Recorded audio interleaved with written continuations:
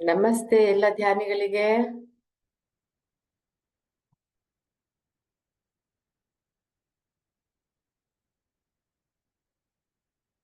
ಎಲ್ಲರೂ ಸೌಖ್ಯನಾ?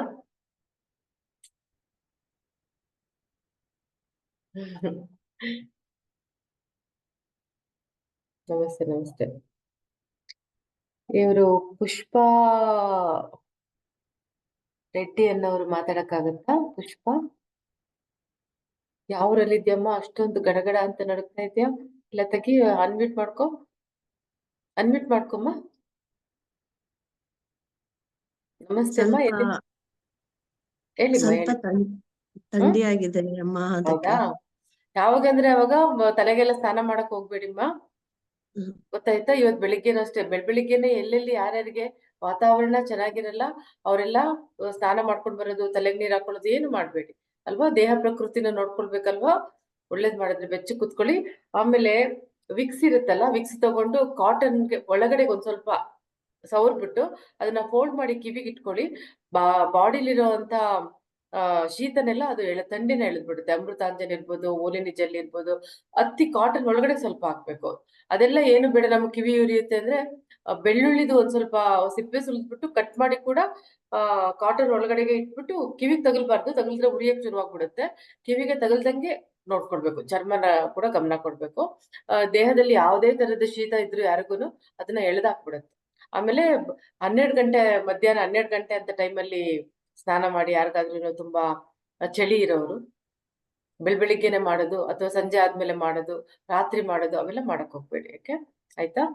ಎಲ್ಲರೂ ನೋಡೋದು, ಇಲ್ಲಿ ಬರೋ ಮಾಸ್ಟರ್ಸ್ ಎಲ್ಲ ನೋಡೋದು ನಮ್ಮ ಆತ್ಮ ಹೇಗಿದೆ ಅಂತ ನೋಡ್ತಾರೆ, ದೇಹ ಹೇಗಿದೆ ಅಂತ ನೋಡಲ್ಲ. ಅದು ಕ್ಲೀನ್ ಆಗಿ ಇಟ್ಕೊಳ್ಬೇಕು, ಅದಕ್ಕೋಸ್ಕರ ಕ್ಲೀನ್ ಆಗಿ ಇಟ್ಕೊಂಡ್ ಬರ್ಬೇಕಷ್ಟೇ. ಆಯ್ತಾ? ಥ್ಯಾಂಕ್ ಯು ಅಮ್ಮ. Love you all. ವೆಲ್ಕಮ್ ಮಾಡ್ರಮ್ಮ. ಯಾರು ರೆಡಿ ಆಗಿದ್ದೀರಮ್ಮ? ಮಾಡ್ತೀನ. ನನ್ನ ಮಕ್ಕಳನ್ನ ಎಲ್ಲ ವೆಲ್ಕಮ್ ಮಾಡಕ್ಕೆ. ಶ್ರೀ ರಾಘವೇಂದ್ರ ಗುರುಗಳ ಕೈಂಕರ್ಯ 41 ದಿನಗಳ ಕಾರ್ಯಾಗಾರ 18 ಜೂನ್ 2024ರಿಂದ 28 ಜುಲೈ 2024ರವರೆಗೆ ನಮ್ಮ ಆರೋಗ್ಯ ನಮ್ಮ ಕೈಯಲ್ಲಿ ಶ್ರೀ ಕಟೀಲು ದುರ್ಗಾ ಪರಮೇಶ್ವರಿಯ ಮಹಾಪರಮ ಪವಿತ್ರ ಆಶೀರ್ವಾದದಿಂದ ರೂವಾರಿಯಾಗಿ ದಿವ್ಯ ಸಾರಥ್ಯದಲ್ಲಿ ನಡೆಸಿಕೊಡುವರು ನಮ್ಮ ನಿಮ್ಮೆಲ್ಲರ ಡಿವೈನ್ ಮದರ್ ಗುರುಮಾತೆ ಪ್ರಭಾವತಿ ಅಮ್ಮ. ಅನ್ಯೋನ್ಯತಾ ಲೋಕದಿಂದ ಹೊತ್ತು ತರುವರು, ವೈಭವತಿ ಬರುವರು, ನಮಗೆಲ್ಲ ಜ್ಞಾನದಾಹವ ತೀರಿಸುವರು, ತಣಿಸುವರು, ಯಮಧರ್ಮರು ಧರ್ಮತೆ ನಡೆಸುವರು, ಭೂಮಂಡಲವ ಕಾಯುವ ಪರಮೋಚ್ಚ ಸ್ತ್ರೀ ಶಕ್ತಿಯರು ಗುರುಮಾತೆಯ ಮಡಿಲಿಗೆ ತಂಪನೀಯುವರು. ಸರ್ವಶ್ರೇಷ್ಠ ಗಣಪನ ಮುಂದಾಳತ್ವ ಈ ಕಾರ್ಯಾಗಾರಕ್ಕೆ ತ್ರಿದೇವದೇವಿಯರು ನ್ಯಾಯ ಹೊತ್ತು ತರುವರು. ನಡೆಯುವುದು ಅಂತರ್ಬ್ರಹ್ಮಾಂಡದ ಸತ್ಯ ವಾಗ್ದಾನಗಳ ಆತ್ಮೋನ್ನತಿಯ ಆರೋಗ್ಯದ ಪ್ರಚಂಡ ಕಾರ್ಯಾಗಾರ ನಡೆಯುವುದು. ನಿರ್ವಿಘ್ನವಾಗಿ ನಿರಂತರ 40 ದಿನ ಜ್ಯೋತಿ ಬೆಳಗಿ ತುಂಬು ಹೃದಯದಿಂದ ಆಮಂತ್ರಿಸೋಣ ನಾವೆಲ್ಲ. ಅತಿರಥ ಮಹಾರಥರ ಪಾದಾರ್ಪಣೆ. ಸ್ವಾಗತ ಅಮ್ಮ, ಸುಸ್ವಾಗತ. ಥ್ಯಾಂಕ್ ಯು ಮಾ ಸ್ನೇಹ. ಹೇಗಿದ್ಯಮ್ಮ? ಚೆನ್ನಾಗಿದ್ದೀನವ್ವ, ಥ್ಯಾಂಕ್ ಯು.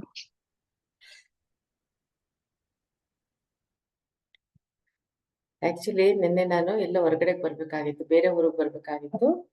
ಆ ರೋಡಲ್ಲಿ ಬರ್ಬೇಕಾದ್ರೆ ನಮ್ಗೆ ಗೊತ್ತಾಗದೇನಂದ್ರೆ, ಅದು ನನ್ನ ಮಗಳಿಗೆ ಹೆಚ್ಚಾಗಿ ಗೊತ್ತಾಗದೇನಂದ್ರೆ, ಅಕ್ಕಪಕ್ಕದಲ್ಲಿ ಇರೋ ಮರ ಗಿಡಗಳು ಎಲ್ಲ ಆನಂದವಾಗಿ ನನ್ಗೆ ವೆಲ್ಕಮ್ ಮಾಡ್ತಾ ಇರ್ತವೆ. ರೋಡಲ್ಲಿ ಬರ್ಬೇಕಾದ್ರೆ ಅವೆಲ್ಲ ಎಷ್ಟು ಹಿಗ್ತಾ ಇರ್ತವೆ ಅಂದ್ರೆ ಅಷ್ಟೇ ಅಲ್ಲ.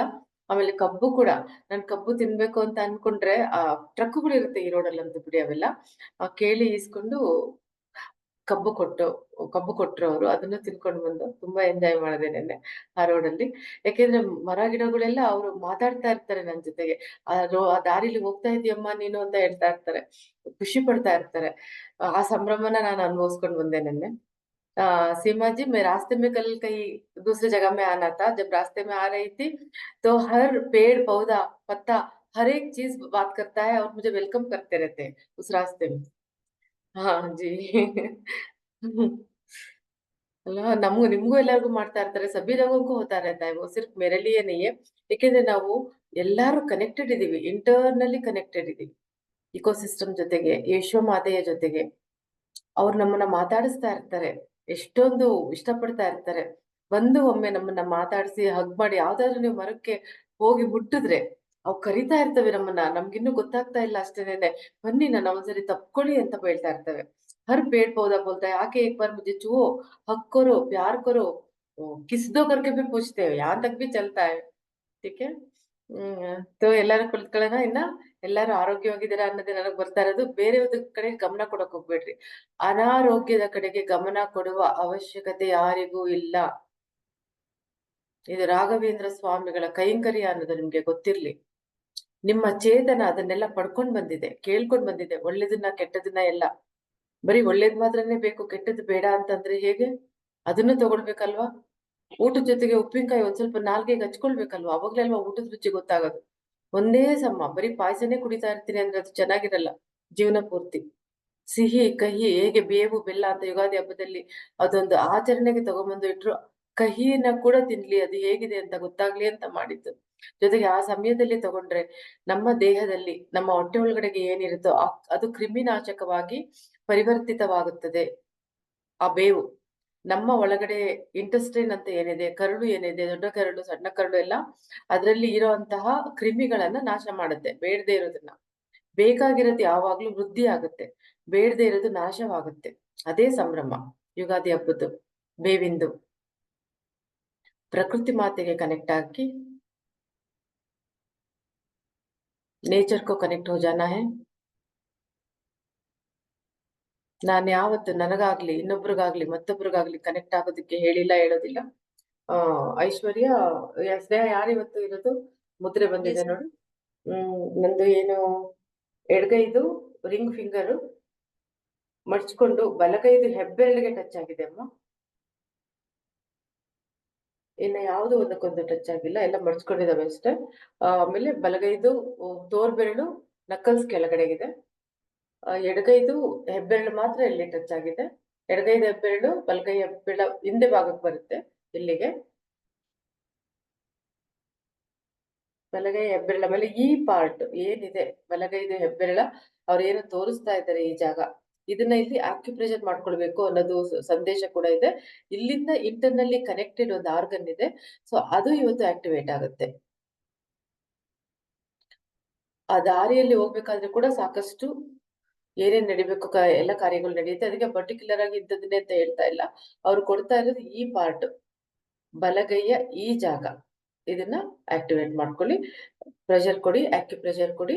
ನೋಡಿ ಎಷ್ಟು ಜನಕ್ಕೆ ನೋವಾಗ್ತಾ ಇದೆ ಅನ್ನೋದನ್ನ ನೋಡಿ. ಒಂಚೂರು ಆ ಕಡೆ ಈ ಕಡೆ ಮಾಡಿ ನೋಡಿ, ಅವಾಗ ನಿಮ್ಗೆ ಗೊತ್ತಾಗುತ್ತೆ ನಿಮ್ಗೆ ಎಲ್ಲಿ ಅದು ನಾಟ್ ಇದೆ, ಅದು ಕನೆಕ್ಷನ್ ಎಲ್ಲಿದೆ ಅಂತ ಗೊತ್ತಾಗುತ್ತೆ. ಅದನ್ನ ಮಾಡಿ. ಓಕೆ,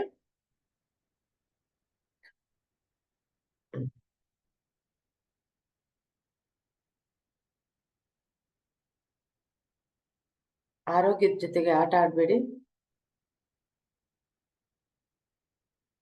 ಜ್ಞಾನವಂತರಾಗ್ಬೇಕು. ಆರೋಗ್ಯನ ವೃದ್ಧಿಸ್ಕೊಳ್ಳೋದ್ರ ಜೊತೆಗೆ ಜ್ಞಾನವನ್ನು ಕೂಡ ವೃದ್ಧಿಸ್ಕೊಳ್ಬೇಕು. ಅದೇ ಅಲ್ವಾ ನಮ್ ಕರ್ತವ್ಯ. ಜೀವನನ ಸಮತೋಲನದಲ್ಲಿ ಇಟ್ಕೊಳ್ಬೇಕು, ಸಂಭ್ರಮಿಸ್ಬೇಕು. ಈ ಭೂಮಿ ಮೇಲೆ ನಾವು ಹುಟ್ಟಿದೀವಿ ಅನ್ನೋ ಸಂಭ್ರಮಾಚರಣೆ ಇರ್ಬೇಕು.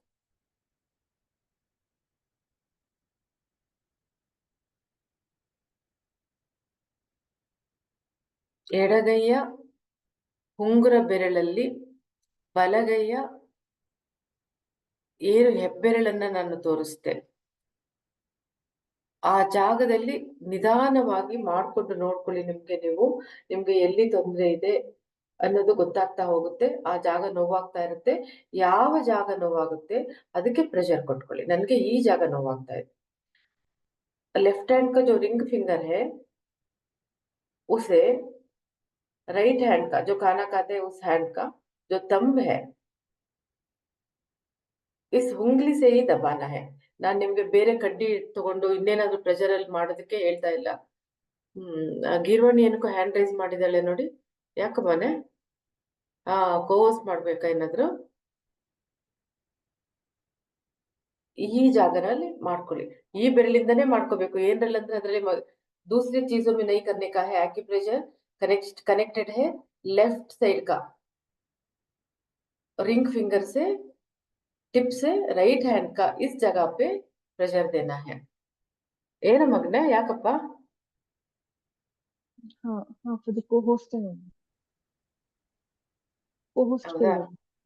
ಕೋವಸ್ ಕೊಡ್ಬೇಕಾ?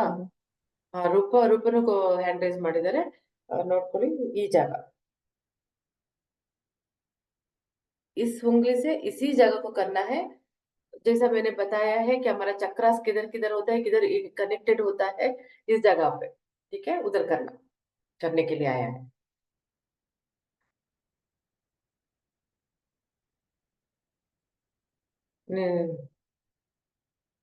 ನೀನ್ ರಿಲ್ಯಾಕ್ಸ್ ಆಗು ಮಗನೆ.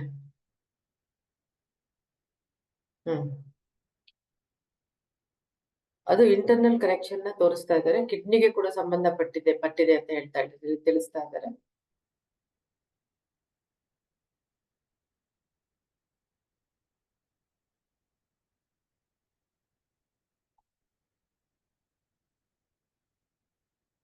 ರೂಪನ್ನು ಏನಕ್ಕೋ ಹ್ಯಾಂಡ್ ರೈಸ್ ಮಾಡಿದ್ದಾಳೆ ನೋಡಮ್ಮ, ಕೋಸ್ಟ್ ಕೊಡ್ಬೇಕೇನ?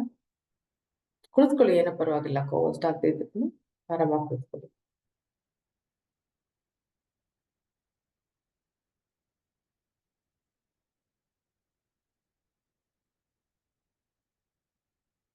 ಮಾಡ್ಕೊಳ್ತಾ ಇರಿ, ಪ್ರೆಷರ್ ಮಾಡ್ಕೊಳ್ಳಿ. ಪ್ರೆಷರ್ ಮಾಡ್ಕೊಳಕ್ಕೆ ಸಮಯ ಕೊಟ್ಟಿದ್ದಾರೆ. एक्यूप्रेशर कर लीजिए, समय दिया गया है करने के लिए. ನೋಡಿ, ನಿಮ್ಮ ದೇಹ ಪ್ರಕೃತಿನ ಸಮತೋಲನದಲ್ಲಿ ಇಟ್ಕೊಳ್ಳೋದಕ್ಕೆ, ಸರಿಪಡಿಸ್ಕೊಳ್ಳೋದಕ್ಕೆ ಕೊಟ್ಟಿರುವಂತಹ ಒಂದು ಮುದ್ರೆ ಅದು. ಈ ಜಾಗನ इस उंगली से दबाना है.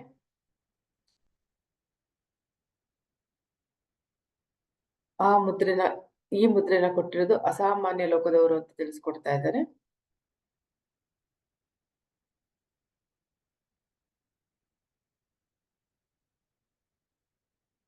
ಯಾರು ಬಂದು ಹೇಳ್ಕೊಡ್ತಾ ಇದ್ದಾರೆ ಅನ್ನೋದಕ್ಕಿಂತ ಏನನ್ನ ಹೇಳ್ಕೊಡ್ತಾ ಇದ್ದಾರೆ, ಯಾಕೆ ಹೇಳ್ಕೊಡ್ತಿದ್ದಾರೆ, ಅದರಿಂದ ನಮ್ಮ ದೇಹದಲ್ಲಿ ಆಗುವಂತಹ ಬದಲಾವಣೆಗಳು ಏನು, ಅದ್ರ ಕಡೆ ಗಮನ ಕೊಡ್ಬೇಕು.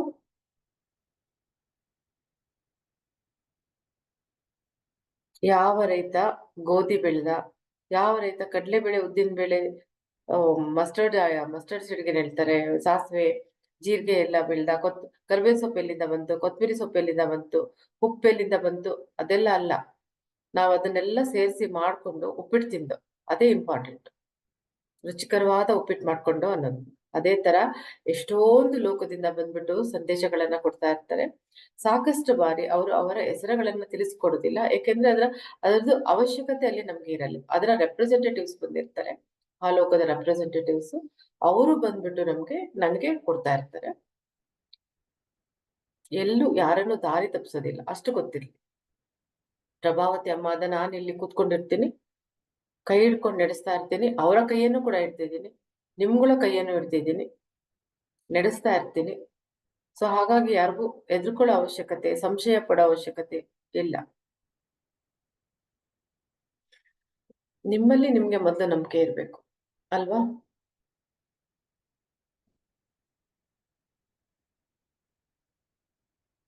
ಆಗುತ್ತೋ ಇಲ್ವೋ ಅದನ್ನ ಬಿಟ್ಬಿಡಿ. ಈ ಕಾರ್ಯಾಗಾರದಲ್ಲಿ ಆಗಲ್ಲ ಅನ್ನೋದೇನೂ ಇರಲ್ಲ. ಅಕಸ್ಮಾತ್ ಯಾವ್ದಾದ್ರು ಆಗದೆ ಇದ್ರೆ ಅದಕ್ಕೆ ಕಾರಣಗಳು ನೀವೇ ಒತ್ತು ತಗೊಂಡ್ಬಂದು ನಿಮ್ಮನ್ನ ನೀವು ಬ್ಲಾಕ್ ಮಾಡ್ಕೊಂಡ್ಬಿಟ್ಟಿರ್ತೀರಾ. ಎಷ್ಟೋ ಸರಿ ಯಾವ ಮಟ್ಟಕ್ಕೆ ನಿಮ್ಮನ್ನ ನೀವು ಹಾಕೊಂಡು ಲಾಕ್ ಮಾಡ್ಬಿಟ್ಟು ಕೀ ಎಸ್ಬಿಟ್ಟಿರ್ತೀರಾ ಅಂದ್ರೆ ಅದನ್ನ ನಮ್ ಕೈಲಿ ಕೂಡ ತೆಗಿಯಕ್ ಆಗ್ತಾ ಇರಲ್ಲ. ನೀವೇ ನಿಮ್ಮನ್ನ ಪ್ರಮಾಣೀಕರಿಸ್ಕೊಂಡು ಬದಲಾಯಿಸ್ಕೊಂಡು ಒಂದು ಹಂತಕ್ಕೆ ಬಂದಾಗ ಅದು ಓಪನ್ ಆಗತ್ತೆ.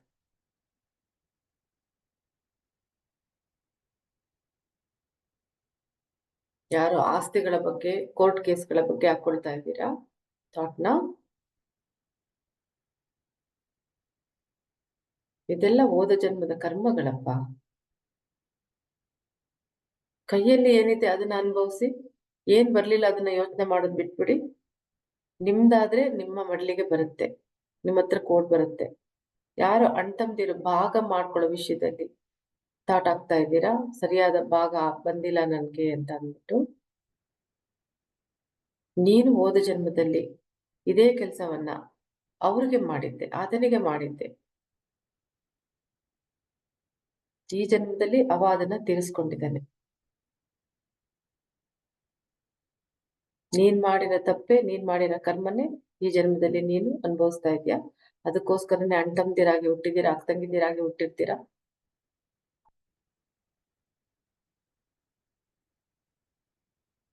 ನಾವು ಕೊಟ್ಬಿಟ್ಟಿದ್ರೆ ಅಲ್ವಾ ನಮಗ್ ಬಂದು ಸೇರ್ಕೊಳೋದು. ಎಲ್ಲಾರು ಕಿತ್ಕೊಂಡು ತಿನ್ಕೊಂಡ್ ಬಂದಿದ್ರೆ ಎಲ್ಲಿಂದ ಸೇರತ್ತ?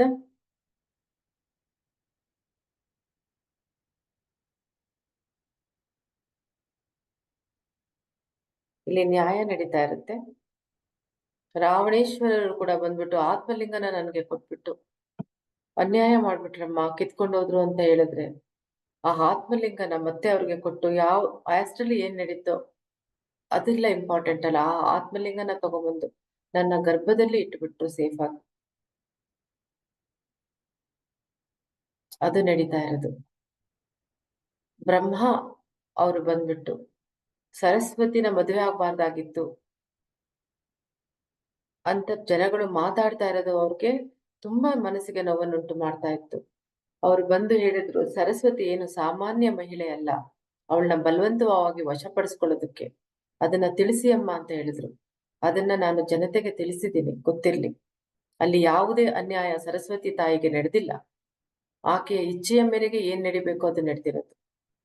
ಆಕೆ ನನಗ್ ಬೇಕು ಅದು ಅಂತೆಲ್ಲ ನಡೆದಿರಬಹುದು, ಆದ್ರೆ ಆಕೆ ಒಲಿದಿದ್ದು ಬ್ರಹ್ಮನಿಗೆ. ನಾರಾಯಣನ ಪತ್ನಿಯಾದ ಲಕ್ಷ್ಮೀದೇವಿಯವರು ಶ್ರೀದೇವಿ ಭೂದೇವಿ ಅಂತ ಅಂದ್ಬಿಟ್ಟು ಎಲ್ಲಾರು ಎಲ್ಲ ಸಮೇತರಾಗಿ ಅಂತ ಹೇಳ್ತಾರೆ. ಆತನಿಗೆ ಇನ್ನೊಬ್ಳು ಹೆಂಡತಿ ಇಲ್ಲ, ನಾನು ಮಾತ್ರನೇ ಅಂತ ತಿಳಿಸಿಕೊಟ್ಟು ಹೋದ್ರು. ಶ್ರೀಮನ್ ನಾರಾಯಣನ ಧರ್ಮಪತ್ನಿ ಲಕ್ಷ್ಮೀ ಮಾತೆ. ಅವ್ರ ಬಗ್ಗೆ ಕೂಡ ಬೇರೆ ಹೆಂಡತಿದಿರಿದ್ದಾರೆ, ಎಷ್ಟೊಂದ್ ಜನ ಹೆಂಡತಿದಿರಿದ್ದಾರೆ, ಅವ್ರ ಜೊತೆಗ್ ಮದ್ವೆ ಆಯ್ತು, ಇವ್ರ ಜೊತೆಗ್ ಮದ್ವೆ ಆಯ್ತು ಅಂತ ಸಿಕ್ದವ್ರನ್ನೆಲ್ಲ ಹೆಂಡತಿ ಮಾಡ್ತಾರೆ. ಅದು ಆಕೆಗೆ ಇಷ್ಟ ಆಗೋದಿಲ್ಲ. ಲಕ್ಷ್ಮಿಗೆ, ಶಿವನಿಗೆ ಇಷ್ಟ ಆಗದೆ ಇರೋದು, ಆತನ ಹೆಸರಲ್ಲಿ ಗಲೀಜಾಗಿ ನಡ್ಕೊಳ್ಳೋದು, ದುರ್ವರ್ತನೆ ಮಾಡೋದು, ಜಟೆಗಳನ್ನ ಬೆಳೆಸ್ಕೊಳ್ಳೋದು, ಅಚ್ಚುಕಟ್ಟಾಗಿ ಇಲ್ಲದೆ ಇರೋದು, ಅದು ಆತನಿಗೆ ಇಷ್ಟ ಆಗಲ್ಲ. ಆತನಿಗೆ ತುಂಬಾ ಸ್ವಚ್ಛತೆ ಅಂದ್ರೆ ಇಷ್ಟ. ಕೂದಲುಗಳು ಅಂದ್ರೆ ಜಟಾಧಾರಿ ಅಂದ್ರೆ ಜಟೆಗಳನ್ನೆಲ್ಲ ಬೆಳೆಸ್ಕೊಂಡು ಹೋಗೋದು ಆತನಿಗೆ ಇಷ್ಟ ಇಲ್ಲ. ಆತನಿಗೆ ಯಾವಾಗ್ಲೂ ಪಳ ಪಳ ಪಳ ಅಂತ ಹೊಳಿತಾ ಇರ್ಬೇಕು ಕೂದಲು, ಅದು ಆತನಿಗೆ ಇಷ್ಟ.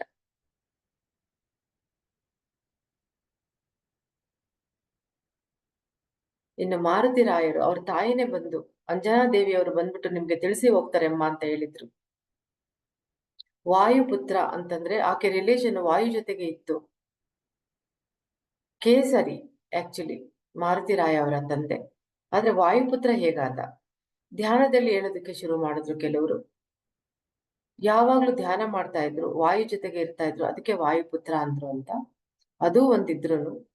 ಇನ್ನೊಂದು, ಆಗಿನ ಕಾಲದಲ್ಲಿ ಅವರು ಯಾರನ್ನು ಇಷ್ಟಪಡ್ತಾರೋ, ಇಚ್ಛೆ ಪಡ್ತಾರೋ, ಮೋಹಿಸ್ತಾರೋ, ಇಂಥವ್ರ ಜೊತೆಗೆ ನನ್ಗೆ ಮಗು ಬೇಕು ಅಂತ ಅನ್ಕೊಳ್ತಾರೋ ಅಂಥವ್ರ ಜೊತೆಗೆ ಮಗು ಮಾಡ್ಕೊಳ್ತಾ ಇದ್ರು.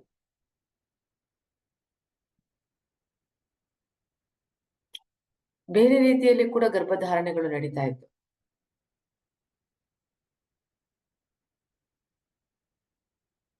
ಯೂನಿವರ್ಸ್ ಅಲ್ಲಿ, ಈ ಬ್ರಹ್ಮಾಂಡದಲ್ಲಿ ಅದೊಂದು ರಹಸ್ಯ, ಯಾವ ರೀತಿಯಲ್ಲಿ ಗರ್ಭಧಾರಣೆ ಆವಾಗ ನಡೀತಾ ಇತ್ತು ಅಂತ. ಹೇಗೆ ಗಾಂಧಾರಿಗೆ 100 ಜನ ಮಕ್ಕಳಾದ್ರು, ಅಲ್ಲಿ ನಡೆದಿದ್ದೇನು?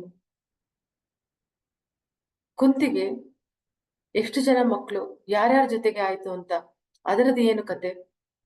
ಅದನ್ನ ಅರ್ತಿದ್ದೀರಾ? ಅವರ ಇಚ್ಛೆಯಿಂದ ಗರ್ಭಧಾರಣೆ ಆಗ್ತಾ ಇತ್ತು. ಕೆಲವರು ಇವ ರಸಿಕ ಅಂತವನು ಬೇಕು ಅಂತ ಪಡ್ಕೊಂಡ್ರೆ, ಇವ ಜ್ಞಾನಿ ಅಂತ ಹೇಳಿ ಪಡ್ಕೊಳ್ತಾ ಇದ್ರು.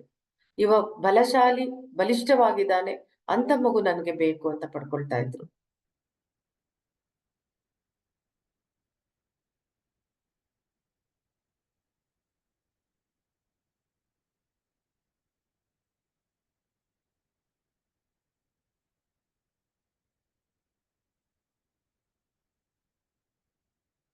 ಪ್ರತಿಯೊಂದು ಅವರ ಇಚ್ಛೆಗೆ ಅನುಸಾರವಾಗಿ ನಡೀತಾ ಇತ್ತು. ಸೆಕ್ಸ್ ಅನ್ನೋದು, ಸಂಭೋಗ ಅನ್ನೋದು ತುಂಬಾ ಮುಖ್ಯವಾದಂತಹ ಘಟ್ಟ ನಮ್ಮ ಜೀವನದಲ್ಲಿ, ಪ್ರತಿಯೊಬ್ಬರ ಜೀವನದಲ್ಲಿ. ಅರ್ಥ ಮಾಡ್ಕೊಳ್ಳಿ, ಜೀರ್ಣಿಸ್ಕೊಳ್ಳಿ, ಡೈಜೆಸ್ಟ್ ಮಾಡ್ಕೊಳ್ಳಿ. ಬಲವಂತದ ಮದುವೆಗಳು, ಬಲವಂತದ ಶಿಷ್ಟಾಚಾರಗಳು, ಬಲವಂತವಾಗಿ ಇನ್ನೊಬ್ಬರನ್ನು ಸಂಭೋಗಿಸೋದು, ಅದು ಆಗಿನ ಕಾಲದಲ್ಲಿ ಇರ್ಲಿಲ್ಲ.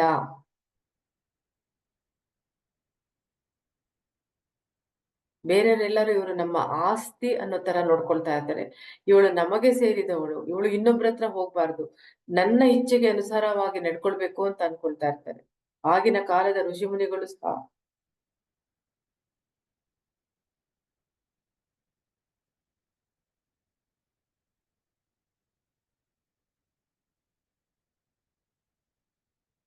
ಗರ್ಭಧಾರಣೆ ಅವಳ ಇಚ್ಛೆ, ಸ್ವ ಇಚ್ಛೆ. ಮಕ್ಕಳುಗಳು ವಿಕಾರವಾಗಿ ವಿಚಿತ್ರವಾಗಿ ಆಡ್ತಾರೆ ಅಂದ್ರೆ, ಮಾನಸಿಕ ಸಮತೋಲನ ಸರಿಗಿರಲ್ಲ ಅಂದ್ರೆ, ಅಸ್ವಸ್ಥರಾಗ್ತಾ ಇರ್ತಾರೆ ಯಾವಾಗ್ಲೂ ಅಂದ್ರೆ, ಇಚ್ಛೆ ಪಟ್ಟು ಸಂಭೋಗಿಸಿರೋದಿಲ್ಲ. ಬರ್ತಾರೆ, ಹೊರಟೋಗ್ತಾರೆ. ಯಾವತ್ತಾದ್ರೂ ಸ್ಯಾಟಿಸ್ಫೈ ಮಾಡಿದಾರ?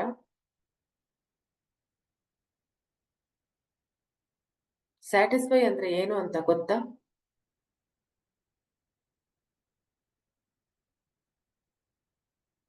ಉದುರಿಸ್ಕೊಂಡು ಹೋಗೋದು ಅಂತ ಅಲ್ಲ, ಮನಸ್ಸನ್ನ ಗೆಲ್ಬೇಕು.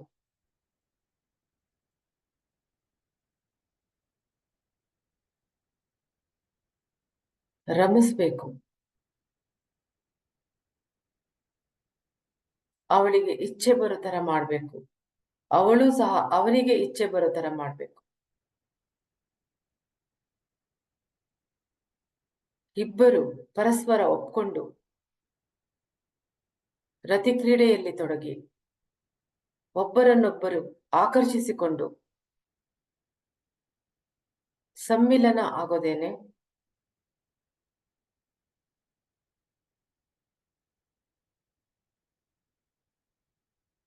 ಇನ್ನೊಂದು ಜೀವ ಅಲ್ಲಿ ಸೃಷ್ಟಿಯಾಗೋದಕ್ಕೆ ಪ್ರೇರೇಪಣೆ ಆಗುತ್ತೆ. ಅವಾಗ ಅದು ವಿಶ್ವದ ಶಕ್ತಿಯನ್ನೆಲ್ಲ ಒಳಗೊಂಡು ತಗೊಂಡು, ಬ್ರಹ್ಮಾಂಡದಿಂದ ತಗೊಂಡು ಆ ಎನರ್ಜಿನ, ಆ ಶಕ್ತಿನ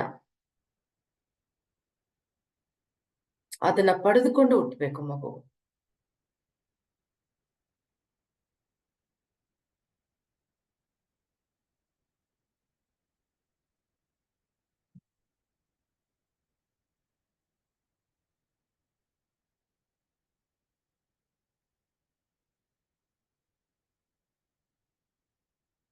ಬೇಕಾಬಿಟ್ಟಿ ಜೊತೆಲಿ ಇರ್ತೀರಾ, ಬೇಕಾಬಿಟ್ಟಿ.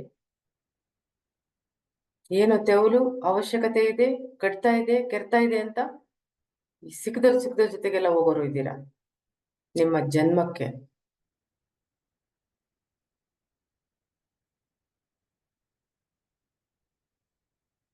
ಇಚ್ಛೆಪಟ್ಟು ಎಷ್ಟು ಜನ ಜೊತೆಗೆ ಹೋಗಿದ್ದೀರಾ, ಜೊತೆಲಿದ್ದೀರಾ?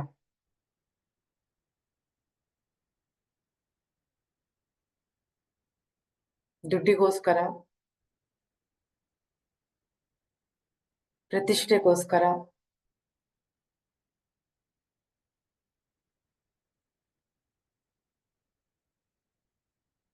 ಅವರ ಮನೆಯಲ್ಲಿ ನಾವು ಹೆಣ್ಣನ್ನ ತಂದ್ರೆ, ಅವರ ಮನೆಗೆ ನಾವು ಹೆಣ್ಣನ್ನ ಕೊಟ್ರೆ,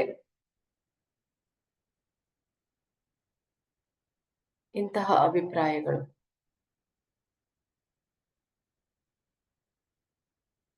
ಪ್ರತಿಷ್ಠೆಯ ಗುರುತು, ಸಂಕೇತ.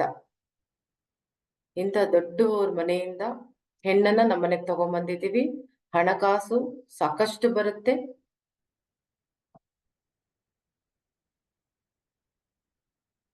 ಅವನು ದೊಡ್ಡ ಕೆಲಸದಲ್ಲಿದ್ದಾನೆ, ಆಸ್ತಿ ಪಾಸ್ತಿವಂತನಾಗಿದ್ದಾನೆ, ಅದಕ್ಕೆ ಕೊಡ್ತಾ ಇದ್ದೀವಿ ಹೆಣ್ಣನ್ನ.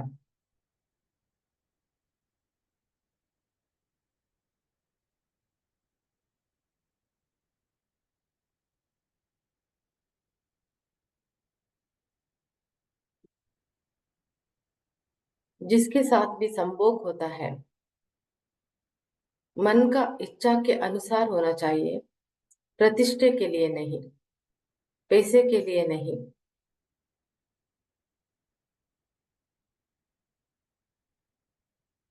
ಯಾರು ಸುಖವಾದ ಜೀವನನ ಜೀವಿಸ್ತಾ ಇದ್ದೀರಾ?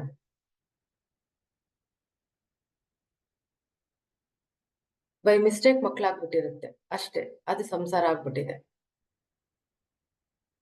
ಅವನಿಗೋಸ್ಕರ ನಾನು, ನನಗೋಸ್ಕರ ಅವನು. ಎಷ್ಟು ಜನ ಇದ್ದೀರಾ?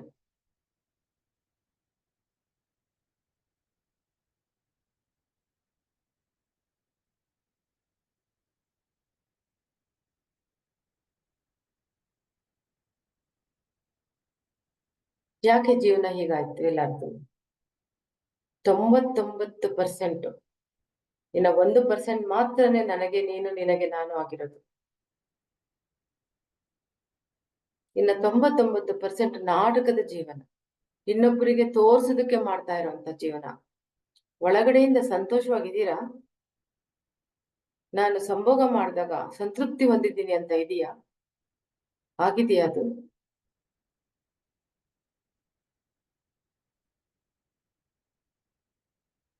ಒಂದು ಕಾಟಾಚಾರದ ಮಿಲನ. ಇವನು ನನ್ನ ಗಂಡ ಅನ್ನೋ ಹೆಗ್ಗಳಿಕೆ, ಇವಳು ನನ್ನ ಹೆಂಡತಿ ಅನ್ನೋ ಹೆಗ್ಗಳಿಕೆ. ಅದನ್ನೆಲ್ಲ ತೆಗೆದಾಕಿ ಮನಃಪೂರ್ವಕವಾಗಿ, ಸಂಪೂರ್ಣವಾಗಿ ಸರೆಂಡರ್ ಆಗಿ ಒಬ್ಬರನ್ನೊಬ್ಬರು ಪ್ರೀತಿಸಿ, ಪ್ರೇಮಿಸಿ, ಕಾಮಿಸಿ ಒಂದಾಗೋದು ಜೀವನ. ಆ ರಸಿಕತೆನೇ ಇಲ್ಲ.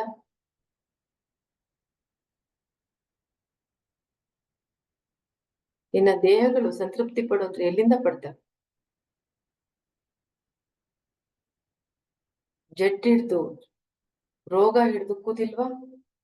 ಕಿಲುಬತ್ತಿ ಕೂತಿಲ್ವಾ? ಜೀವನ ಎರಡೂನು ಎಲ್ಲಿದೆ ಅಲ್ಲಿ ಪ್ರೀತಿ?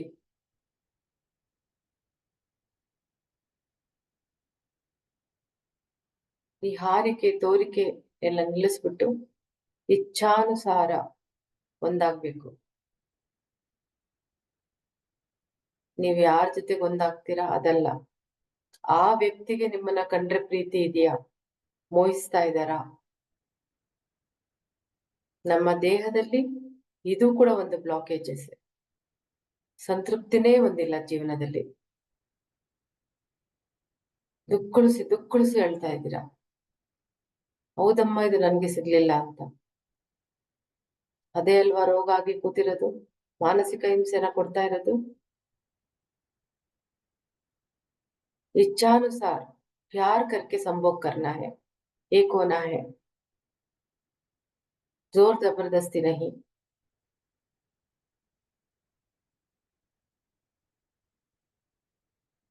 ಸುಮಾರು ಜನ ಕಳಿಸ್ತಾ ಇರುವಂತಹ ಥಾಟ್ ಇದು. ನನ್ಗೆ ಹೊಂದಾಣಿಕೆ ಇಲ್ಲ, ನಾನು ನಾನು ನಾನು ಅಂತಿರ್ತಾರೆ. ಇಲ್ಲಿ ಹೆಂಡತಿ ಅಂತಾಳೆ, ಇಲ್ಲಾಂದ್ರೆ ಗಂಡ ಅಂತಾನೆ. ಇನ್ನ ಪ್ರೇಯಸಿ ಅಂತನು ಆ ಕಡೆ ಹೆಂಡತಿಗೂ ಇಲ್ಲ, ಈ ಕಡೆ ಪ್ರೇಯಸಿಗೂ ಇಲ್ಲ. ಮಧ್ಯದಲ್ಲಿ ಒದ್ದಾಡ್ತಾ ಇರ್ತಾರೆ ತಿಕ್ಕಾಟದಲ್ಲಿ.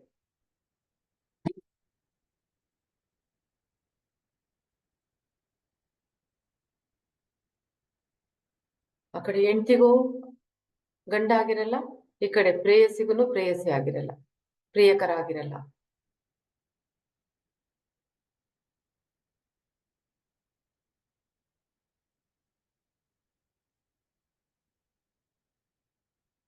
ಇನ್ನು ಎಷ್ಟೊಂದು ಜನಕ್ಕೆ ಇವರು ನನ್ ಮಕ್ಳ ಅನ್ನೋ ಡೌಟ್ ಬೇರೆ.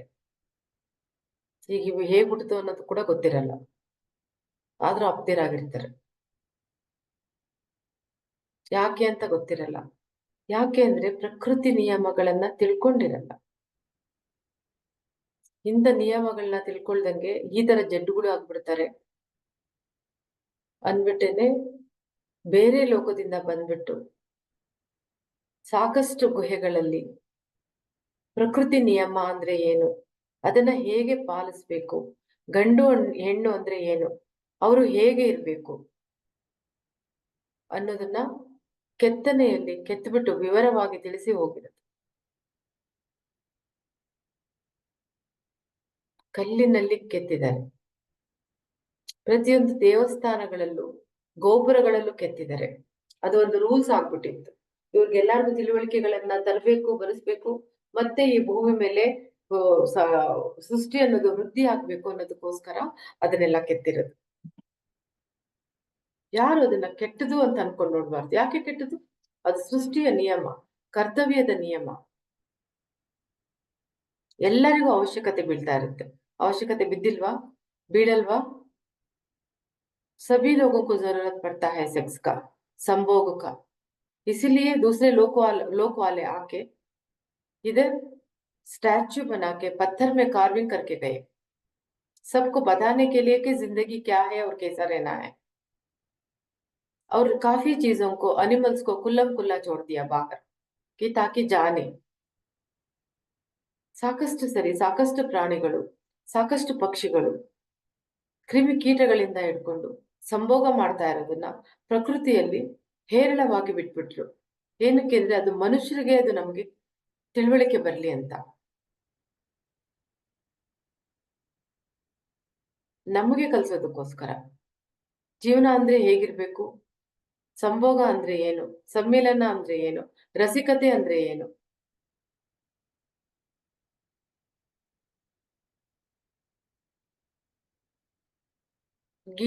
ಗಿಡಗಳು ಕೂಡ ಫೋರ್ ಪ್ಲೇ ಇರುತ್ತೆ, ಅವಕ್ಕೆ ಕೂಡ.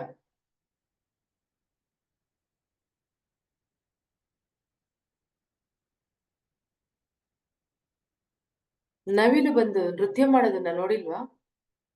ಗಂಟೆಗಟ್ಟಲೆ ನೃತ್ಯ ಮಾಡುತ್ತೆ, ಆಕರ್ಷಿಸೋದಕ್ಕೆ, ಒಪ್ಕೊ ನೀನು ನನ್ನ ಅಂತ ಹೇಳೋದಕ್ಕೆ. ಆ ರಸಿಕತೆ ಮನುಷ್ಯರಲ್ಲಿ ಇದೆಯಾ?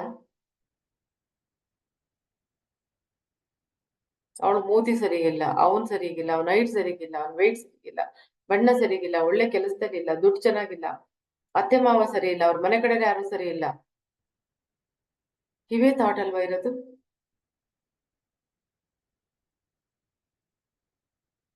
ಪ್ರೀತಿಸಿ ಒಂದಾಗಿದ್ದ ದಿನ ಇದೆಯಾ?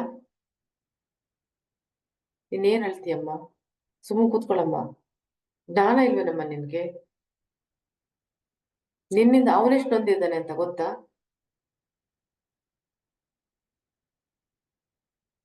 ಲೋಕ ಕಾಣೋದಕ್ಕೋಸ್ಕರ ಗಂಡ ಹೆಂಡತಿಯಾಗಿ ಬದುಕಿರೋದು. ಈ ಸಮಸ್ಯೆಗಳನ್ನ ಇಟ್ಕೊಂಡಿರೋರು ನೀವು. ನನ್ನ ಆರೋಗ್ಯ ಸಮಸ್ಯೆ ಇದೆ, ನಾನು ಸರಿ ಹೋಗ್ಲಿಲ್ಲ. ಮುಪ್ಪಾಗಿರೋರು ಕೂಡ ಹೇಳ್ತಾ ಇದ್ದೀರಾ ನನ್ಗೇನ್ ಬೇಕೋ ಅದು ಸಿಗ್ಲಿಲ್ಲ ಅಂತ. ಏಕೆಂದ್ರೆ ಸ್ವೇಚ್ಛತೆನೇ ಇಲ್ಲ, ಮಾತಾಡೋದಕ್ಕೆ ಅವಕಾಶನೇ ಕೊಡಲ್ಲ ಇದ್ರ ಬಗ್ಗೆ. ಆದ್ರೂ ಕೋಟ್ಯಾಂತರ ಜನ ಇದ್ದಾರೆ.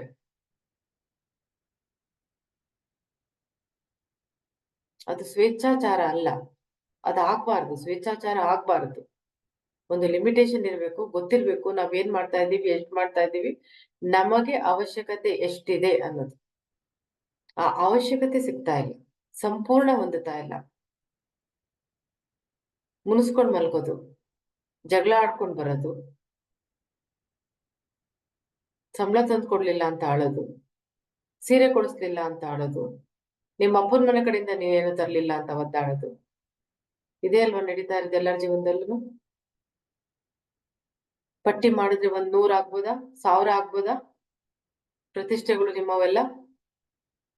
ಇನ್ನ ಕಾಯಿಲೆ ಗುಣ ಆಗ್ಲಿಲ್ಲ. ಕಾಯಿಲೆ ಗುಣ ಆಗ್ಲಿಲ್ಲ ಅಂದ್ರೆ ಒಳಗಡೆಯಿಂದ ಇಂಥದ್ದಿಟ್ಕೊಂಡು ಮನ್ಸಲ್ಲಿ ಅದನ್ನ ತೆಗ್ದಾಕಕ್ಕಾಗ್ದೆ, ಸೆಕ್ಸ್ ಜೀವನ ನನ್ಗೆ ಸರಿಯಾಗಿ ಸಿಗ್ಲಿಲ್ಲ, ನಾನು ಸಂತೃಪ್ತಿ ಹೊಂದಿಲ್ಲ ಅಂತ ಅನ್ಕೊಂಡಿರೋರು ಯಾರು ವಾಸಿ ಆಗ್ತೀರಾ? ಹೇಗೆ ವಾಸಿ ಆಗ್ತೀರಾ? ಯಾಕೆ ವಾಸಿ ಆಗ್ತೀರಾ? ಅದನ್ನ ತೆಗ್ದಾಕಿ ಆ ಜೀವನದಲ್ಲಿ ಏನ್ ಸಿಗ್ಬೇಕು ಈ ಜೀವನದಲ್ಲಿ ಅದು ಸಿಕ್ಕಿದ್ರೆ ಅಲ್ವಾ ಸಂತೃಪ್ತಿ ಹೊಂದೋದು. ಆ ಕಾಯಿಲೆಗಳೆಲ್ಲ ಗುಣವಾಗೋದು. ಕೆರ್ತಾ ಇರುತ್ತೆ, ನೆವೆ ಇರುತ್ತೆ, ಹೊಡ್ಕೊಂತ ಇರ್ತೀರಾ, ಏನ್ ಹಚ್ಚಿದ್ರು ವಾಸಿ ಆಗ್ತಿರ್ಲ. ಔಷಧಿಯಿಂದ ವಾಸಿ ಆಗುತ್ತಾ ಇದೆಲ್ಲ? ಸಾಧ್ಯನಾ? ಆ ಜೀವಕ್ಕೆ ತಂಪೆರೆಯುವಂತಹ ಇನ್ನೊಂದು ಜೀವ ಬೇಕಲ್ವಾ? ಆ ಜೀವ ಅಲ್ವಾ ಸಂತೃಪ್ತಿಗೊಳಿಸೋದು.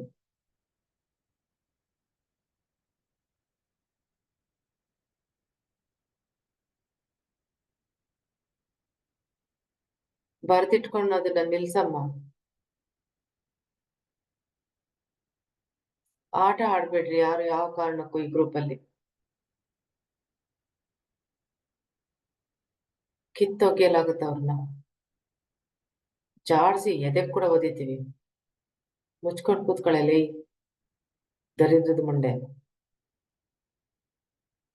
ವಾರ್ನಿಂಗ್ ಕೊಟ್ಮೇಲೂ ತಿರ್ಗಾ ಮಾಡ್ಬಾರದ್ ಮಾಡ್ತಾ ಇದೆಯಲ್ಲ ನೀನು. ಬರೀ ಕೂಡ್ದು ಮುಚ್ಕೊಂಡ್ ಕೂತ್ಕೊಂಡು ಕೇಳಿಸ್ಕೊಳ್ಬೇಕಷ್ಟೇ. ಪಾಲಿಸ್ಬೇಕು ಅದನ್ನ. ಹೇಳಿದ್ದನ್ನ ಪಾಲಿಸ್ಬೇಕು. ಪ್ರಭಾವತಿ ಅಮ್ಮನ್ ಬಾಯಿಂದ ಬರ್ತಾ ಇರೋ ಪದಗಳು ಅಂದ್ರೆ ಏನು ಸುಮ್ನೆ ತಿಳ್ಕೊಂಡಿದ್ಯಾ? ಸುಮ್ನೆ ಅಂದ್ಕೊಂಡಿದ್ಯಾ? ಈ ವಿಷಯದ ಬಗ್ಗೆ ಬಂದು ಮಾತಾಡೋದು ಅಂದ್ರೆ ಏನ್ ಬರ್ಕೊಂಡ್ ನಿಂತ್ಕೊಂಡು ಹಬ್ಬಿಸ್ಬೇಕು ಅಂತ ಇದೀಯಾ?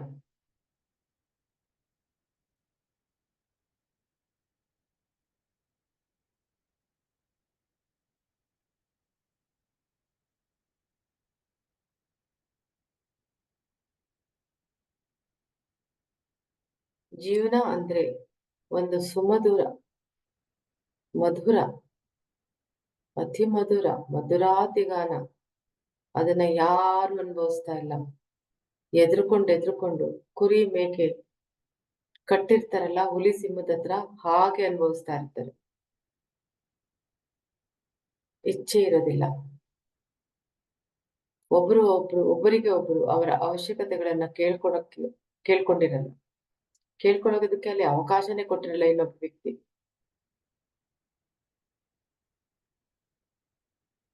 ಮನಸ್ಸಿನ ಸಮಾಗಮವಾಗ್ಬೇಕು, ದೇಹದ ಸಮಾಗಮ ಆಗೋದಕ್ಕಿಂತ ಮುಂಚೆ.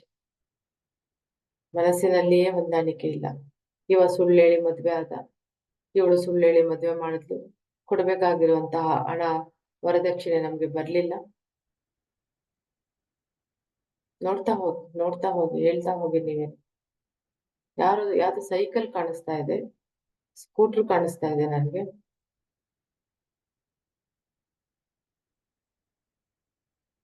ಅವರು ನಮ್ಮನ್ನು ಕೂಡ ಕೇಳ್ತಾರಮ್ಮ ಅಂತ ಬಂದ್ಬಿಟ್ಟು ಅವ ಹೇಳ್ತಾ ಇದೆ. ನೀವು ಸ್ಕೂಟರ್ ಕೊಟ್ರೆ ಮದ್ವೆ ಆಗ್ತೀನಿ, ಸೈಕಲ್ ಕೊಟ್ರೆ ಮದ್ವೆ ಆಗ್ತೀನಿ, ಕಾರ್ ಕೊಟ್ರೆ ಮದ್ವೆ ಆಗ್ತೀನಿ. ಅವೆಷ್ಟು ಬೇಜಾರು ಮಾಡ್ಕೊತಾ ಇದ್ದಾವೆ ನೋಡು. ಇವನು ಅವಳನ್ನ ಮದ್ವೆ ಆಗೋದಕ್ಕೆ ಇವನ್ಗೆ ಆ ವೆಹಿಕಲ್ಗಳು ಬೇಕು. ಬೀರು, ಫ್ರಿಡ್ಜ್, ವಾಷಿಂಗ್ ಮೆಷಿನ್, ಮಂಚ, ಹಾಸಿಗೆ. ಅವುಗಳು ಕೂಡ ಬಂದು ಬೇಜಾರು ಮಾಡ್ಕೊಳ್ತಾ ಇದ್ದಾವೆ. ನಮ್ಮನ್ನ ಈಸ್ಕೊಂಡ್ ಮದ್ವೆ ಆದ್ರಿ ಇವರು.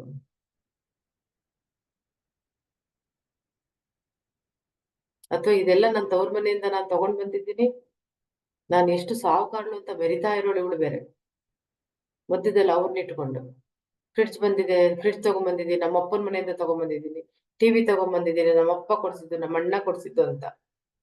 ಈ ಜೀವನ ಅಲ್ವಾ ನೀವು ಮಾಡ್ತಾ ಇರೋದು? ಆರೋಗ್ಯ ಕೇಳ್ತಾ ಇದ್ದೀರಾ ಅಲ್ವಾ? ನಿಮ್ಮ ದಾರಿಗೆ, ಆರೋಗ್ಯದ ದಾರಿಗೆ, ನಿಮ್ಮ ಜೀವನಕ್ಕೆ ನೀವೇ ಮುಳ್ಳು ಕಲ್ಲುಗಳನ್ನ ಹಾಕೊಂಡು, ಈ ಥಾಟ್ಸ್ ಎಲ್ಲ ಹಾಕೊಂಡು ಜೀವದಲ್ಲಿ ಈ ಭೂಮಿ ಮೇಲೆ ಏನಕ್ಕೆ ಹುಟ್ಟಿದೀವಿ ಅನ್ನೋ ಸಂಭ್ರಮ ಪಡದೆ ಇರೋ ನಿಮಗೆ ಸುಖ ಶಾಂತಿ ಎಲ್ಲಿಂದ ಬರುತ್ತೆ?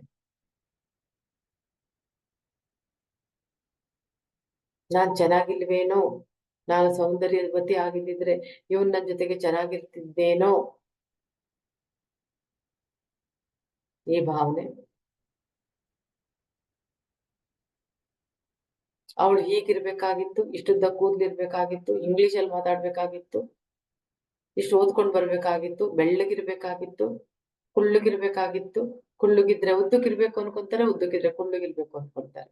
ಸಮಾಧಾನನೇ ಇಲ್ಲ ಅಲ್ಲಿ.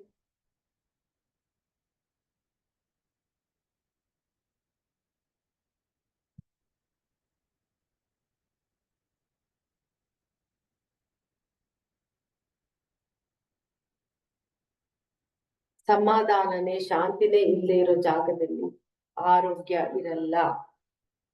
ಬಯಸ್ಬೇಡಿ. ನಮ್ಮ ದೇಹದಲ್ಲಿರುವ ಅವಗುಣಗಳನ್ನ ಕಿತ್ತಾಕ್ಬೇಕು, ಗುಣಗಳನ್ನಲ್ಲ. ಪ್ರತಿಯೊಂದನ್ನು ಬಂದಿದ್ದನ್ನ ಬಂದ ಹಾಗೆ ಸ್ವೀಕರಿಸಬೇಕು. ನಿಮಗೆ ಅದು ಇಚ್ಛೆ ಇಲ್ಲದೆ ಇದ್ರೆ ನನಗೆ ಇಷ್ಟ ಇಲ್ಲ ಅಂತ ಹೇಳುವಂತ ಮಟ್ಟಕ್ಕೆ ಹೋಗ್ಬೇಕು. ಬಲವಂತದಿಂದ ಅವರು ಮದ್ವೆ ಮಾಡಿದ್ರು, ಸೋದರ ಮಾವನ ಜೊತೆಗೆ ಮದ್ವೆ ಮಾಡಿದ್ರು. ಅವ್ನ ಯಾವತ್ತು ನನ್ನ ಕಡೆಗೆ ತಿರುಗೇ ನೋಡ್ಲಿಲ್ಲ. ನೀನ್ ಹಾಕೊಟ್ಟಿರೋ ತಾಟೆಮ್ಮ ನಾನು ತಗೊಂಡಿರೋದು. ನಾನು ಈ ಸಮಯದಲ್ಲಿ ಧ್ಯಾನ ಮಾಡಿಸ್ಬೇಕು ಅಂತ ಕೂತ್ಕೊಂಡಾಗ ವಿಶ್ವದ ಜೊತೆಗೆ ಕನೆಕ್ಟ್ ಆಗಿರೋದ್ರ ಜೊತೆಗೆ ನಿಮ್ಮೆಲ್ಲ ಥಾಟ್ಸ್ ಜೊತೆಗೆ ಕನೆಕ್ಟ್ ಆಗಿರ್ತೀನಿ. ಹೇಗೆ ಅಮ್ಮ ಪ್ರಭಾವತಿ ಅಮ್ಮ ತಗೊಳಕ್ಕೆ ಸಾಧ್ಯ ಆಯ್ತು ಅಂದ್ರೆ ನಾನು ನೀನಾಗಿರ್ತೀನಲ್ವಮ್ಮ ಇವಾಗ. ನೀನು ನಾನಾಗಿರಕ್ಕಾಗಲ್ಲ, ನಾನು ನೀನಾಗ್ಬೋದು.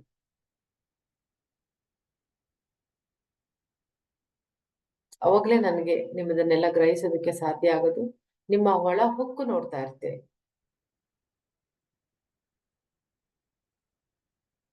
ಸೀರೆ ತಂದ್ಕೊಡ್ಲಿಲ್ಲ ಮುನ್ಸು, ಮುತ್ತು ತಂದ್ಕೊಡ್ಲಿಲ್ಲ ಮುನ್ಸು, ಸಿಟ್ಟು, ಕೋಪ, ತವ್ರ ಮನೆಗೆ ಕಳಿಸ್ಲಿಲ್ಲ ಅದಕ್ಕೆ ಸಿಟ್ಟು.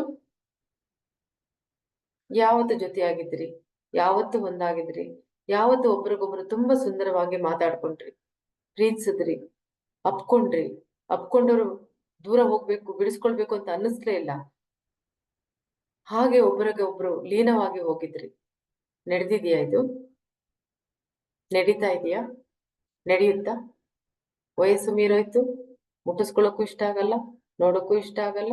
ಮಾತ್ರೆಗಳು ನುಂಗ್ಕೊಂಡು, ಕುಂಟ್ಕೊಂಡು, ಎಡವ್ಕೊಂಡು, ಬಗ್ಕೊಂಡು, ವಯಸ್ಸೆಲ್ಲ ಮುಗಿದೋಯ್ತಲ್ಲಪ್ಪ ಅನ್ಕೊಂಡು, ಇನ್ ಮುಂದಿರೋ ಜೀವನನ ಹೇಗಪ್ಪ ಮಾಡೋದು, ದುಡ್ಡಿದ್ಯೋ ಇಲ್ವೋ, ಮಕ್ಳು ನೋಡ್ಕೊಳ್ತಾ ಇಲ್ವೋ ಅಂತ ಎದ್ರುಕೊಂಡು, ಈ ಬಾಳ್ತಾ ಇರೋ ಈ ಕೆಟ್ಟ ಬಾಳ್ಗೆ ಆರೋಗ್ಯ ಬೇರೆ ಒಂದು ಕೇಡು ಅಲ್ವಾ? ಎಲ್ಲ ಮೀರೋಯ್ತಮ್ಮ ಅನ್ಕೊಳ್ತಾ ಇದ್ದೀರಾ. ಹೌದಮ್ಮ, ನಮ್ಮ ಕೈಯಲ್ಲಿ ಇದ್ದುದನ್ನೆಲ್ಲ ಬಿಟ್ಬಿಟ್ಟಿರ್ತೀವಿ. ಹಾರೋಗ್ಬಿಟ್ಟಿರುತ್ತೆ ಆ ಒಕ್ಕಿನ ಮತ್ತೆ ಪಡೆಯೋದಕ್ಕೆ ಸಾಧ್ಯನಾ? ಯಾರದೇ ಜೀವನದಲ್ಲಿ ಮದುವೆ ಆದ್ಮೇಲೆ ಅಥವಾ ಪ್ರೀತಿಸಿದ ಪ್ರಿಯಕರ ಪ್ರಿಯತಮೆ ಜೊತೆಗೆ ಅದೊಂದು ನೈಟ್ ಸಿಗುತ್ತೆ, ಅದೊಂದು ಗಳಿಗೆ ಸಿಗುತ್ತೆ. ಅದು ಎಷ್ಟು ಜನಕ್ಕೆ ಸಿಗ್ತದೆ? ಸಿಕ್ಕಿದ್ಯಾ? ಚಿಕ್ಕವರಿದ್ದಾಗ ಓದ್ಬೇಕಾದ್ರೆ, ಓಡಾಡ್ಬೇಕಾದ್ರೆ ಯಾರನ್ನೋ ಒಬ್ಬರನ್ನ ಪ್ರೇಮಿಸಿದೀರಾ? ಅವರ ಬಿಂಬ, ಪ್ರತಿಬಿಂಬ ಹೆಣ್ಣಲ್ಲಿ ಗಂಡು, ಗಂಡಲ್ಲಿ ಹೆಣ್ಣು ನೆಲೆಸಿದರೆ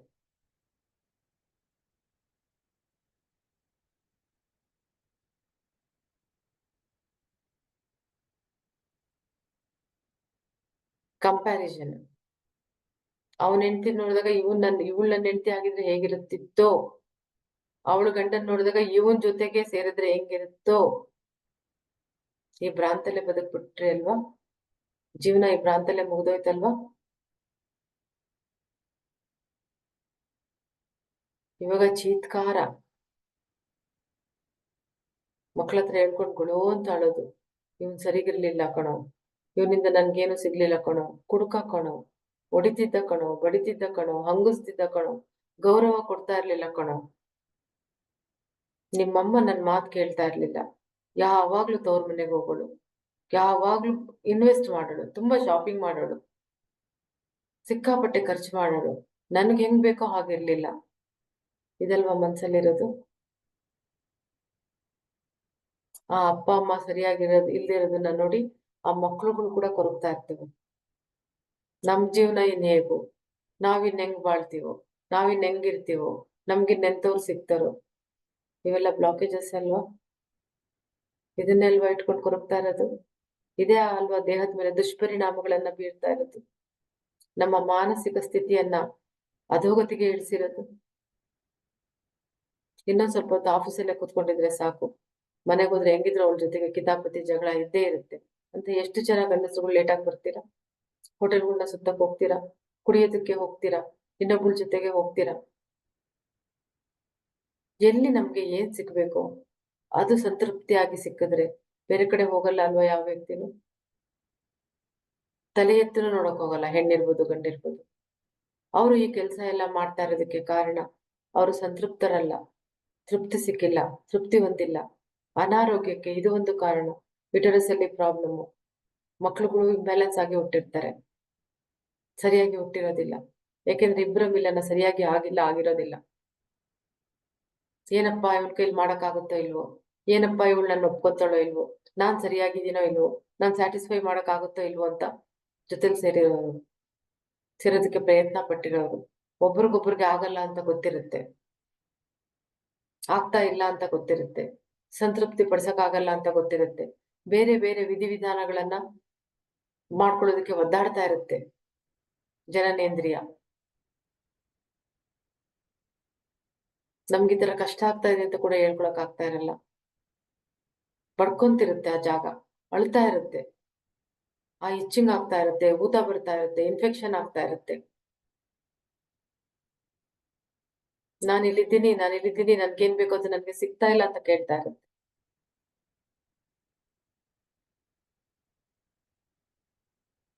ಕಣ್ಣಿಗೆ ಬೇಕಾಗಿರೋ ನೋಟ ಸಿಗ್ತಾ ಇರುತ್ತೆ, ಕಿವಿಗೆ ಬೇಕಾಗಿರುವಂತಹ ಇಂಪಾದ ಮಾತುಗಳು, ಸುಮಧುರವಾದ ಸಂಗೀತ, ನಾಲಿಗೆಗೆ ಬೇಕಾಗಿರುವಂತದ್ದು ರುಚಿಕರವಾದಂತಹ ಪದಾರ್ಥಗಳು, ಮೂಗಿಗೆ ಬೇಕಾಗಿರೋ ಆ ಒಳ್ಳೆಗೆ ಬೇಕಾಗಿರುವಂತಹ ಸುವಾಸನೆಗಳು.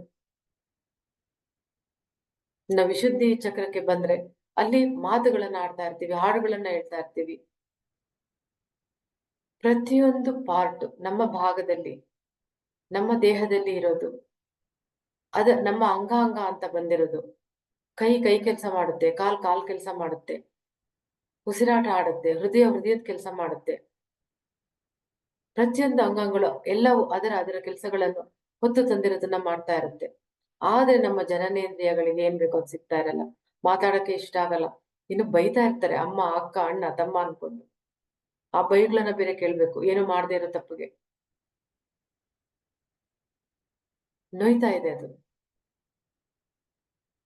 ಆ ಭಾಗ ನಮ್ಮ ಪ್ರೈವೇಟ್ ಪಾರ್ಟ್. ನನ್ಗೆ ಏನ್ ಬೇಕೋ ಅದು ಸಿಗ್ತಾ ಇಲ್ಲ ಅಂತ ಅಳ್ತಾ ಇರುತ್ತೆ. ಟೈಟ್ ಆಗಿರೋದು ಹಾಕೊಂಡ್ಬಿಡೋದು, ಇಲ್ಲ ಲೂಸ್ ಆಗಿರೋದು ಹಾಕೊಂಡ್ಬಿಡೋದು, ಗಾಳಿ ಆಡಕ್ಕೆ ಬಿಡದೇ ಇರೋದು, ಸ್ವಚ್ಛವಾಗಿ ಇಟ್ಕೊಳ್ದೇ ಇರೋದು. ಎಲ್ಲಿಂದ ಬರುತ್ತೆ ಆರೋಗ್ಯ?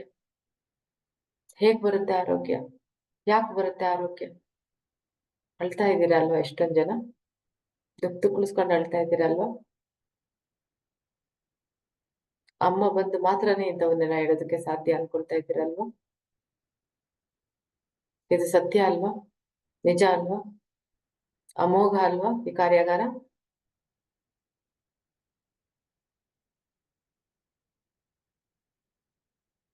ಬಿಚ್ಚು ಮನಸ್ಸಿಂದ ಮಾತಾಡೋದಕ್ಕೆ ಆಗೇ ಇಲ್ಲ.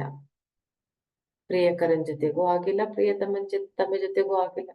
ಗಂಡ ಹೆಂಡತಿ ಅಂತೂ ಇನ್ನು ಕೇಳಕ್ಕೆ ಹೋಗ್ಬೇಡ್ರಿ.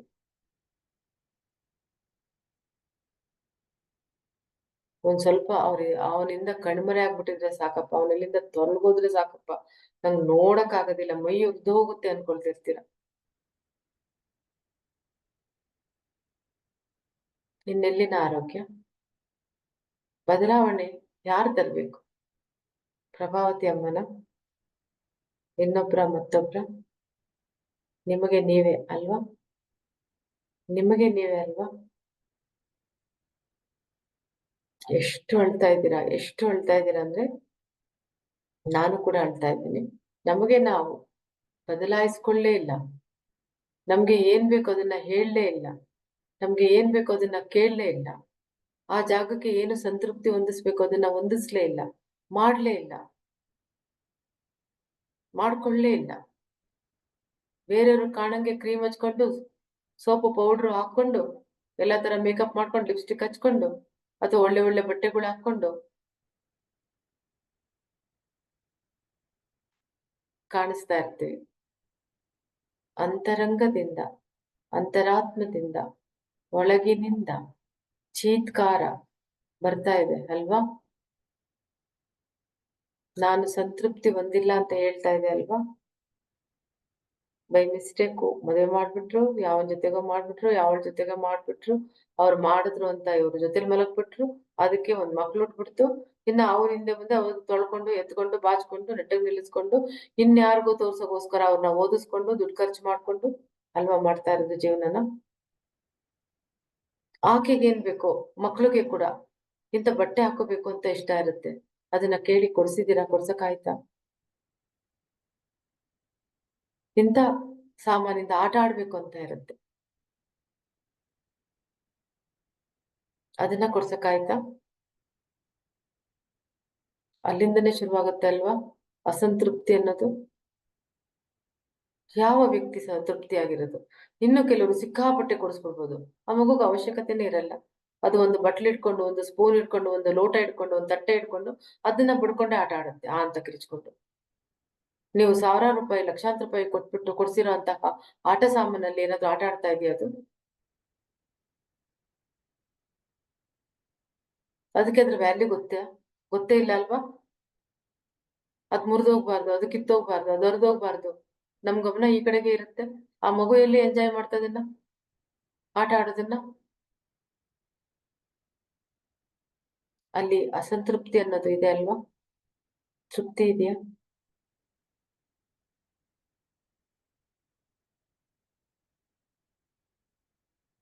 हर जगह पे, कदम कदम पे, छोटा बच्चे से, बचपन से भी हमें जिस चीज से खेलना चाहते हैं वो मिलता नहीं है, जिसके साथ बात करना चाहते हैं वो होता नहीं है।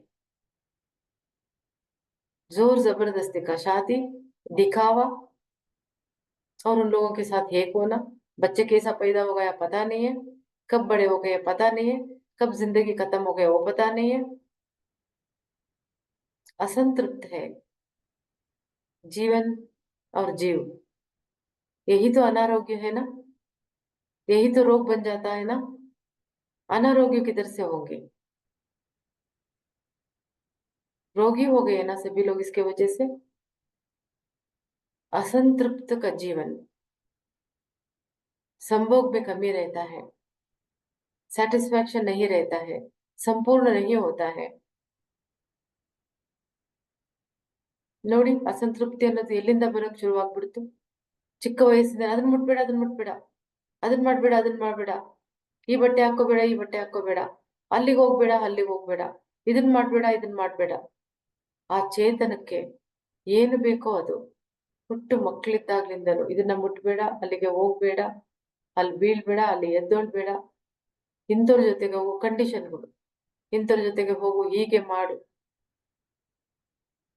ಈ ಭಾವನೆಗಳನ್ನ ಕೊಂದಿರೋದು ನಮಗೆ ನಾವು ಎಲ್ಲರೂ ಅಸಂತೃಪ್ತಿಗಳು, ತೃಪ್ತರು ಅಲ್ವೇ ಅಲ್ಲ, ಯಾರು ಅಲ್ಲ.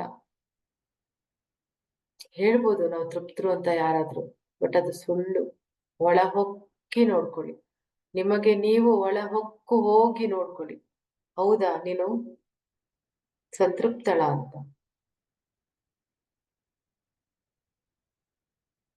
ತಂದೆ ತಾಯಿ ಕಡೆಯಿಂದ, ಅತ್ತೆ ಮಾವನ ಕಡೆಯಿಂದ, ಸೋದರ ಮಾವಗಳ ಕಡೆಯಿಂದ, ಎಲ್ಲರ ಕಡೆಯಿಂದ ನೋಡಿಕೊಳ್ಳಿ. ಯಾರು ನನಗೆ ನ್ಯೂಡಲ್ಲಿದ್ದಾರೆ, ಅಂದ್ರೆ ಪರಿಮೈಯಲ್ಲಿದ್ದಾರೆ, ಆದ್ರೆ ಚಕ್ಲು ಬಕ್ಲು ಹಾಕೊಂಡು ಕುತ್ಕೊಂಡಿದ್ದಾರೆ, ತಲೆ ಕೆಳಗಿದೆ, ಅದು ಗ್ರೀನ್ ಕಲರ್ ಆಗಿ ಇದೆ, ಗ್ರೀನ್ ಕಲರ್ ಅಲ್ಲಿದೆ. ಅದನ್ನ ನಾನು ನೋಡ್ತಾ ಇದ್ದೀನಿ.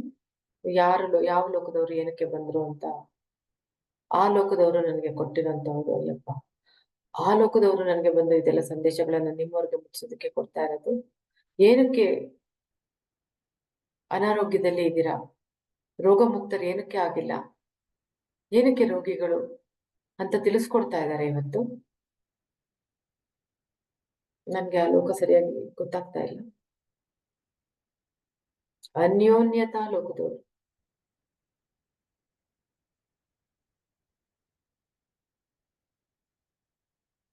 ಅನ್ಯೋನ್ಯತಾ ಲೋಕದವರು ಅನ್ಯೋನ್ಯತೆಯಿಂದ ಇಲ್ಲ, ಅಲ್ಲಿ ನ್ಯೂನತೆ ಅನ್ನೋದು ಕಾಡ್ತಾ ಇದೆ ಪ್ರತಿಯೊಬ್ಬರ ಜೀವನದಲ್ಲಿ ಅನ್ನೋದನ್ನ ಬಂದು ತಿಳಿಸ್ಕೊಡ್ತಾ ಇದ್ದಾರೆ.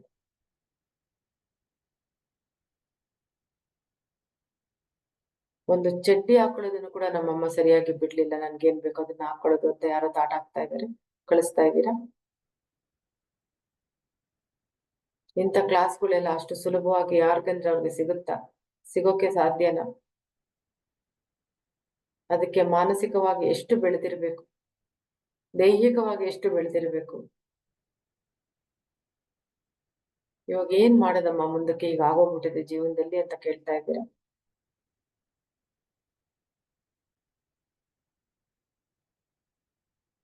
ನಿನಗೆ ಏನೇನು ಕೈಗೆಟಕತ್ತೆ ಅದನ್ನೆಲ್ಲ ಪಡ್ಕೊಬಿಡಮ್ಮ, ಅದನ್ನೆಲ್ಲ ಪಡ್ಕೊ. ನಿನ್ನ ಮನಸ್ಸಿನ ಆಸೆ ಏನಿದೆ, ಇಚ್ಛೆ ಏನಿದೆ, ಅದನ್ನ ಸಂಪೂರ್ಣಗೊಳಿಸ್ಕೊ. ಅಲ್ಲಿ ಗಿಲ್ಟ್ ಫೀಲ್ ಆಗೋ ಅವಶ್ಯಕತೆ ಇಲ್ಲ. ನಾನು ಹಿಂಗ್ ಮಾಡಿದ ತಪ್ಪೇನು, ಇವನ್ನ ಬಯಸಿದ್ದು ತಪ್ಪೇನು, ಇವನ್ನ ನೋಡಿದ್ದು ತಪ್ಪೇನು, ನೋಡ್ಬಾರ್ದಾಗಿತ್ತೇನು, ಆ ತಾಟೆ ಹಾಕ್ಬೇಡ. ನಿನಗೆ ಏನು ತೃಪ್ತಿ ಆಗ್ಬೇಕು ಅದು ತೃಪ್ತಿ ಆಗಿಲ್ಲ, ಅಸಂತೃಪ್ತಿಯಲ್ಲಿ ಬೆಂದು ನೊಂದು ಬಳಲಿ ಹೋಗಿದ್ಯಾ, ಅದಕ್ಕೆ ಬಯಸ್ತಾ ಇದೀಯಾ, ಅದಕ್ಕೆ ನಿನ್ನ ಜೀವ ಬಯಸ್ತಾ ಇರೋದು. ಅದನ್ನ ಏನು ನಮ್ಗೆ ಸಿಗ್ಲಿಲ್ವೋ ಅದನ್ನ ಬೇಕು ಅನ್ನುತ್ತೆ. ಸಕ್ಕರೆನ ತಿನ್ಬೇಡ ಅಂದ್ರೆ ಸಕ್ಕರೆನೇ ತಿನ್ಬೇಕು ಅನ್ಕೊಳ್ಳುತ್ತೆ, ಬೆಲ್ಲನ ತಿನ್ಬೇಡ ಅಂದ್ರೆ ಬೆಲ್ಲನೇ ತಿನ್ಬೇಕು ಅನ್ಸುತ್ತೆ. ಅಂತ ಮನಸ್ಸು ನಾವು, ಅಂತ ಮಾನಸಿಕ ಸ್ಥಿತಿ ಉಳ್ಳವರು ಈ ಮನುಷ್ಯರು. ಈ ಮನುಷ್ಯ ಜನ್ಮದಲ್ಲಿ ಅದು ನಡೀತಾ ಇದೆ, ನಡೆಯುತ್ತೆ. ಮುಂದಕ್ಕೆ ಒಂದು ದಿವಸ ಅವನ ಗಂಡ ಇವಳಿಗೆ, ಇವನ ಹೆಂಡತಿ ಅವ್ರಿಗೆ ಆ ಮಟ್ಟಕ್ಕೆ ಆಗೋಗ್ಬಿಡ್ತಾರೆ. ಮೊದ್ಲಿಂದನೂ ಅಲ್ಲಲ್ಲಿ ನಡೀತಾನೆ ಇದೆ, ನಡೀತಾ ಇಲ್ಲ ಅಂತೇನಲ್ಲ, ಯುಗಗಳಿಂದ ನಡೀತಾ ಇದೆ. ಅದಕ್ಕೆ ಕಾರಣ ಒಂದೇ, ಅಸಂತೃಪ್ತಿ. ತೃಪ್ತಿ ಒಂದದೇ ಇರೋದು. ಕೆಲವರು ಒಬ್ಬರಿಂದ ಮಾತ್ರ ತೃಪ್ತಿ ಹೊಂದೋದಿಲ್ಲ, ಸಾಕಷ್ಟು ಜನದ ಜೊತೆ ಬಯಸ್ತಾ ಇರ್ತಾರೆ. ಅದು ಒಂಥರದ ಅಸಂತೃಪ್ತಿ. ಅದು ಕೂಡ ಒಂದು ರೋಗ ಅಂತ ಹೇಳಕ್ ಆಗೋದಿಲ್ಲ, ರೋಗ ಅಂತ ಬಂತು.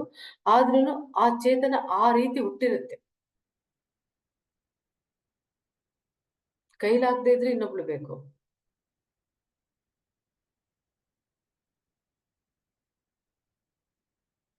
ಏನೋ ಸಂಭ್ರಮ ಮನಸ್ಸಿಗೆ, ಏನೋ ಸಂತೃಪ್ತಿ, ಏನೋ ಆಸೆ ಈಡೇರಿಸ್ಕೊಂಡೆ ಅನ್ನೋ ಭಾವನೆ.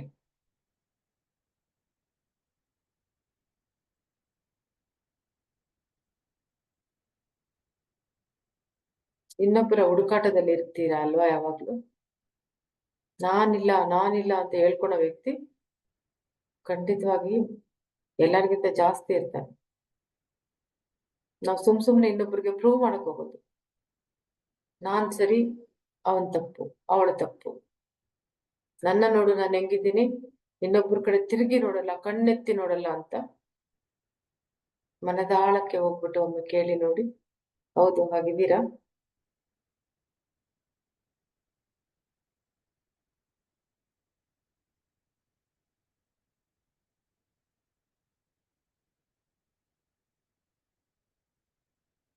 ಹಾಗಿರಕ್ ಆಗ್ತಾ ಇದೆಯಾ? ಸಂತೃಪ್ತಿ ಹೊಂದ್ತಾ ಇದ್ದೀರಾ? ಎಷ್ಟು ನಿಶ್ಶಬ್ದತೆ ಆವರಿಸ್ಬಿಟ್ಟಿದೆ ನೋಡಿ ಎಲ್ಲರಲ್ಲೂ. ನಿಮ್ಮನ್ನ ನೀವು ಪ್ರಶ್ನೆಗಳನ್ನ ಕೇಳ್ಕೊಳ್ತಾ ಇದ್ದೀರಲ್ವಾ ಇವತ್ತು? ಹೌದಲ್ವಾ? ನಾನು ಎಲ್ಲಿ ಪಡ್ಕೊಳ್ಳಿಲ್ಲ, ಎಲ್ಲಿ ಸೋತೋದೆ, ಯಾಕೆ ಸೋತೋದೆ? ಆಮೇಲೆ ಮಕ್ಕಳಿಂದ ಜೀವ ಇಟ್ಕೊಂಡಿರೋದು. ನೀವು ನೆಮ್ಮದಿಯಾಗಿರಲ್ಲ, ಅವರು ನೆಮ್ಮದಿಯಾಗಿರಕ್ ಬಿಡೋದಿಲ್ಲ. ನೀವು ಅಸಂತೃಪ್ತರು, ಅವರು ಅಸಂತೃಪ್ತರು. ನನಗೆ ಮಕ್ಕಳು ಮಾಡ್ಲಿಲ್ವಲ್ಲ, ಈ ತರ ಮಾಡ್ಲಿಲ್ವಲ್ಲ, ನನ್ಗೆ ಹೇಗ್ ಬೇಕೋ ಹಾಗೆ ಮಾಡ್ಲಿಲ್ವಲ್ಲ, ನನ್ನ ಕೇಳಿ ಏನು ಮಾಡ್ಲಿಲ್ವಲ್ಲ ಅನ್ನೋ ಅಸಂತೃಪ್ತಿ ತಂದೆ ತಾಯಿಗೆ. ನಾ ಹೀಗ್ ಬಯಸ್ತಾ ಇದ್ದಾರೆ, ಅದನ್ನ ನಮ್ಗೆ ಮಾಡಕ್ ಆಗ್ತಿಲ್ವಲ್ಲ ಅನ್ನೋ ಅಸಂತೃಪ್ತಿ ಮಕ್ಕಳಿಗೆ. ನಿಮಗೆ ನಮಗೆ ಎಲ್ಲರಿಗೂ ಏನೇನ್ ಬೇಕೋ ಅದನ್ನ ಮಾಡ್ಕೊಳ್ಳಿ. ಇನ್ನೊಬ್ರಿಂದ ಅಂತ ಬೆಟ್ಟು ಮಾಡಿ ತೋರ್ಸೋದನ್ನ ನಿಲ್ಸಿ, ಅದು ತಪ್ಪು. ನಿಮಗೆ ಹೇಗ್ ಸ್ಯಾಟಿಸ್ಫೈ ಆಗುತ್ತೋ ಅದನ್ನ ಆಪೋಸಿಟ್ ವ್ಯಕ್ತಿಗೆ ಹೇಳ್ಬೇಕು. ಒಂದು ಲೋಕ ಇದೆ, ಅದು ಹೇಗೆ ಅಂದ್ರೆ ಸಂಭೋಗ ಮಾಡ್ಬೇಕಾದ್ರೆ ಗಂಡು ಹೆಣ್ಣಾಗ್ತಾರೆ, ಹೆಣ್ಣು ಗಂಡಾಗ್ತಾರೆ. ಏನಕ್ಕೆ ಅಂತಂದ್ರೆ ಸೆಕ್ಷುಯಲಿ ಚೇಂಜ್ ಆಗ್ತಾರೆ, ಇಂಟರ್ಚೇಂಜ್ ಆಗುತ್ತೆ ಇಂಟರ್ ಕೋರ್ಸ್ ಮಾಡ್ಬೇಕಾದ್ರೆ. ಅದು ಏನಕ್ಕೆ ಅಂದ್ರೆ ಗಂಡಿನ ಅನುಭವ ಏನು ಅಂತ ಹೆಣ್ಣು, ಹೆಣ್ಣಿನ ಅನುಭವ ಏನು ಅಂತ ಗಂಡು ಪಡೆಯೋದಕ್ಕೋಸ್ಕರ. ಆ ಲೋಕದವರು ಕೂಡ ಬಂದಿದ್ದಾರೆ ಇವತ್ತು. ಅವರೇ ಈ ಸಂಭೋಗದ ಪಾಠವನ್ನ ನಿಮ್ಗೆಲ್ಲ ತಿಳಿಸಿಕೊಡ್ತಾ ಇರೋದು. ಇದರ ಅವಶ್ಯಕತೆ ಇದೆ, ಕಾಳಜಿ ಮಾಡ್ಬೇಕು, ನಮ್ಮನ್ನ ನಾವು ನೋಡ್ಕೋಬೇಕು, ನಮ್ಮನ್ನ ನಾವು ನೋಯಿಸ್ಕೊಳ್ಬಾರ್ದು, ಅನ್ಯಾಯ ಮಾಡಬಾರ್ದು. ಈ ದೇಹಕ್ಕೆ, ಈ ಚೇತನಕ್ಕೆ ಅಲ್ಲಿ ಪ್ರಕೃತಿಯಲ್ಲಿ ಬಂದಿರುವಂತಹ ನಿಯಮ, ಗಿಲ್ಟ್ ಫೀಲ್ ಆಗ್ಬಾರ್ದು. ಅಯ್ಯೋ ನಾನ್ ಮಾಡ್ತಾ ಇರೋದು ತಪ್ಪೇನೋ, ನಾನ್ ಮಾಡ್ಬಾರ್ದಾಗಿತ್ತೇನೋ ಬರ್ಕೂಡ್ದದು. ಅದು ಬ್ಲಾಕೇಜಸ್. ಅಲ್ಲಿ ನೊಂದಿದ್ದೀರಾ, ಅಲ್ಲಿ ನೋಯ್ತಾ ಇದ್ದೀರಾ, ಅದು ಅನಾರೋಗ್ಯ ನಿಮ್ಗೆ, ಅದು ಪೀಡಿಸ್ತಾ ಇರೋದು ನಿಮ್ಮನ್ನ. ಇನ್ನೊಬ್ಬರ ಜೊತೆ ಸೇರ್ಬಿಟ್ಟು ಸಿಕ್ಕಾಪಟ್ಟೆ ಮಕ್ಕಳನ್ನ ಅಭಾಷಣ ಮಾಡಿಸ್ಕೊಂಡಿರೋದು ಕೂಡ ಅನಾರೋಗ್ಯನೇ. ಅದು ಕೂಡ ನಿಮ್ಮ ದೇಹದ ಮೇಲೆ ಕಾಡ್ತಾ ಇರುತ್ತೆ.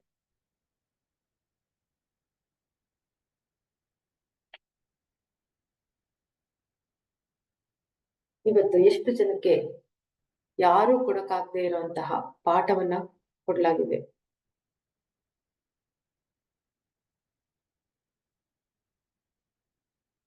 ಈ ಗುರುಕುಲದಲ್ಲಿ ಮಾತ್ರನೇ ಇಂಥ ಪಾಠನ ಕೊಡಕ್ಕಾಗುತ್ತೆ. ಡೀಸೆಂಟ್ ಆಗಿ, ಡಿಗ್ನಿಫೈಡ್ ಆಗಿ, ನಿಮ್ಮ ಚೇತನಕ್ಕೆ ಅರಿವಾಗುವ ಹಾಗೆ, ಅರಿವನ್ನು ಮೂಡಿಸುವ ಹಾಗೆ ಹೇಳುವ ಚಮತ್ಕಾರ ಹೊಂದಿರುವಂತಹ ಈ ಮಾತೆಗೆ ನಾನು ಪ್ರಣಾಮಗಳನ್ನು ಸಲ್ಲಿಸ್ತಾ ಇದ್ದೀನಿ, ಸಾಷ್ಟಾಂಗ ವಂದನೆಗಳನ್ನ ಮಾಡ್ತಾ ಇದ್ದೀನಿ. ಇನ್ನು ನಾನು ನಮ್ಮ ಲೋಕಕ್ಕೆ ತೆರಳಿ ಹೋಗ್ತಾ ಇದ್ದೀನಿ. ನನ್ನಲ್ಲಿ ಏನಾದರೂ ಗೊತ್ತಿಲ್ಲದೆ, ತಿಳುವಳಿಕೆ ಇಲ್ಲದೆ ತಪ್ಪಾಗಿದ್ದರೆ ಕ್ಷಮಿಸಿ, ಕ್ಷಮಾಪಣೆ ಇರಲಿ. ನಿಮಗೆ ಇದರ ಅರಿವಿನ ಈ ಗುಟ್ಟಿನ ಈ ರಹಸ್ಯವನ್ನ ತಿಳಿಸಬೇಕಾಗಿತ್ತು. ಅದನ್ನು ಸಂಧಿಸಿದ್ದೇನೆ ಎಂದು ಭಾವಿಸುತ್ತೇನೆ. ಎಲ್ಲರಿಗೂ ಅನಾರೋಗ್ಯದ ಗೊಡವೆಗೆ ಹೋಗ್ಬೇಡಿ. ಇನ್ಮೇಲೆ ನಿಮಗೆ ನಿಮ್ಮ ಮನಸ್ಸಿಗೆ ಅರಿವಿರಬೇಕು, ನೀವು ಎಲ್ಲಿ ತಪ್ಪು ಮಾಡಿದ್ದೀರಾ ಅಂತ. ಏನಕ್ಕೆ ಮಾಡಿದ್ದೀರಾ, ಏನಕ್ಕೆ ನೋಯ್ತಾ ಇದ್ದೀರಾ, ಏನಕ್ಕೆ ಅಳ್ತಾ ಇದ್ದೀರಾ. ಒಂದು ಬಿಗಿ ಅಪ್ಪುಗೆ ನನಗೆ ಸಿಗ್ಲಿಲ್ಲ, ಪ್ರೀತಿಯ ಮುತ್ತುಗಳ ಸುರಿಮಳೆ ನನಗೆ ಸಿಗ್ಲಿಲ್ಲ. ಅದರಲ್ಲೇ ಆಕೆನೋ ಆತನು ಇನ್ನೊಬ್ಬರ ಕಡೆ ನೋಡಿದ್ಮೇಲಂತೂ ಇನ್ನೂ ಜಾಸ್ತಿ ಆಗ್ಬಿಟ್ಟಿರುತ್ತೆ. ಅದು ಅನಾರೋಗ್ಯ. ಮೈಕೈ ನೋವು, ಬೆನ್ನು ನೋವು, ಶೋಲ್ಡರ್ಸ್ ನೋವು, ಯಾವಾಗ್ಲೂ ಜನನೇಂದ್ರಿಯದ ಭಾಗದಲ್ಲಿ ಉರಿ, ಊತ, ಕೆರೆತ, ಅದರ ಇಚ್ಛೆಯನ್ನ ಸಂಪೂರ್ಣಗೊಳಿಸ್ತಾ ಇರೋದಕ್ಕೆ ಅದು ಅಳ್ತಾ ಇರುತ್ತೆ, ಕಿರ್ಚ್ಕೊಳ್ತಾ ಇರುತ್ತೆ, ಬಡ್ಕೊಳ್ತಾ ಇರುತ್ತೆ. ರುಚಿಕರವಾದ ಆಹಾರವನ್ನು ನಾಲಿಗೆಗೆ ಹೇಗೆ ಉಪ್ಪು, ಹುಳಿ, ಖಾರ ಎಲ್ಲ ತಗುಲಿಸ್ತೀವೋ ಜನನೇಂದ್ರಿಯಕ್ಕೂ ಕೂಡ ಅವಶ್ಯಕತೆ ಇರುತ್ತೆ. ಇದರ ಆ ರೋಗವನ್ನ ಹೇಗೆ ತೀರಿಸ್ತೀರಾ, ಇದರಿಂದ ಹೇಗೆ ಹೊರಗಡೆ ಬರ್ತೀರಾ, ಅದರ ರಹಸ್ಯವನ್ನು ತಿಳಿಸಿದರಲ್ವಾಗ್ಲೇ. ಹೆಣ್ಣು ಗಂಡು ಅಂದ್ರೆ ಅದು ಗಂಡ ಹೆಂಡತಿ, ಪ್ರಿಯತಮ ಪ್ರಿಯಕರ ಅಷ್ಟೇ ಅಲ್ಲ. ಸ್ತ್ರೀ ತತ್ವ, ಪುರುಷ ತತ್ವ ಅಂದ್ರೆ ಹೇಗಿರ್ಬೇಕು, ಹೇಗೆ ಫೋರ್ ಪ್ಲೇ ಮಾಡ್ಬೇಕು, ಹೇಗೆ ಒಬ್ಬರನ್ನ ಒಬ್ರು ರಮಿಸ್ಬೇಕು, ಹೇಗೆ ಸಂಧಿಸ್ಬೇಕು. ಆಮೇಲೆ ತೃಪ್ತಿ ಅನ್ನೋದು, ಸಂತೃಪ್ತಿ ಅನ್ನೋದು ದೇಹಕ್ಕೆ ಆಗತ್ತೆ ಅಲ್ವಾ. ಆರ್ಗ್ಯಾಸ್ಮ್ ಅನ್ನೋದು ಎಷ್ಟು ಜನಕ್ಕೆ ಬಂದಿದೆ, ಎಷ್ಟು ಜನ ಹೆಣ್ಮಕ್ಳಿಗೆ ಗೊತ್ತು ಇದು ಕೂಡ ಆಗುತ್ತೆ ಅಂತ. ಗಂಡಸರಿಗೆ ಹೇಗೆ ಸ್ಪರ್ಮ್ ರಿಲೀಸ್ ಆಗುತ್ತೋ ಅದೇ ರೀತಿ ಹೆಣ್ಮಕ್ಳಿಗೆ ಕೂಡ ಒಂದು ಲಿಕ್ವಿಡ್ ರಿಲೀಸ್ ಆಗುತ್ತೆ. ಅದು ಸಂತೃಪ್ತಿಯ ಲಿಕ್ವಿಡ್, ಸಂತೋಷದ ಪರಮಾವಧಿ, ಆ ಉಚ್ಚ ಟಾಪ್ ಮೋಸ್ಟ್ಗೆ ರೀಚ್ ಆದಾಗ ಸಿಗುವಂಥದ್ದು. ಅದನ್ನ ಆರ್ಗ್ಯಾಸ್ಮ್ ಅಂತಾರೆ. ಅಲ್ಲಿಗೆ ತಲುಪಿದ್ದೀರಾ ಯಾರಾದ್ರೂ? ಏನೋ ಮನಸ್ಸಿಗೆ ಗೊತ್ತಿಲ್ಲದೆ ಇರೋ ಸಂತೃಪ್ತಿ ಇಲ್ಲದೆ ಇರೋಂತ ಒದ್ದಾಟ, ಪರದಾಟ ಏನಕ್ಕೆ ಅಂತ ಗೊತ್ತಿರಲ್ಲ. ಅವ್ರು ನೋಡು, ಗಂಡ ಹೆಂಡತಿ ಎಷ್ಟು ಚೆನ್ನಾಗಿದ್ದಾರೆ, ನಾವ್ಯಾಕಾಗಿಲ್ಲ? ಆ ಕೊರತೆ ನಿಮ್ಗೂ ಹೇಗಿರ್ಬೇಕು ಅಂತ ಗೊತ್ತಿಲ್ಲ, ಅವ್ರಿಗೂ ಹೇಗಿರ್ಸ್ಕೋಬೇಕು ಅಂತ ಗೊತ್ತಿಲ್ಲ. ಈ ಕೊರತೆ ಮನದಾಳದಲ್ಲಿದೆ. ಮನದಾಳದಲ್ಲಿ ಪ್ರತಿಯೊಂದು ಜೀವಿಗೂ ಇದೆ.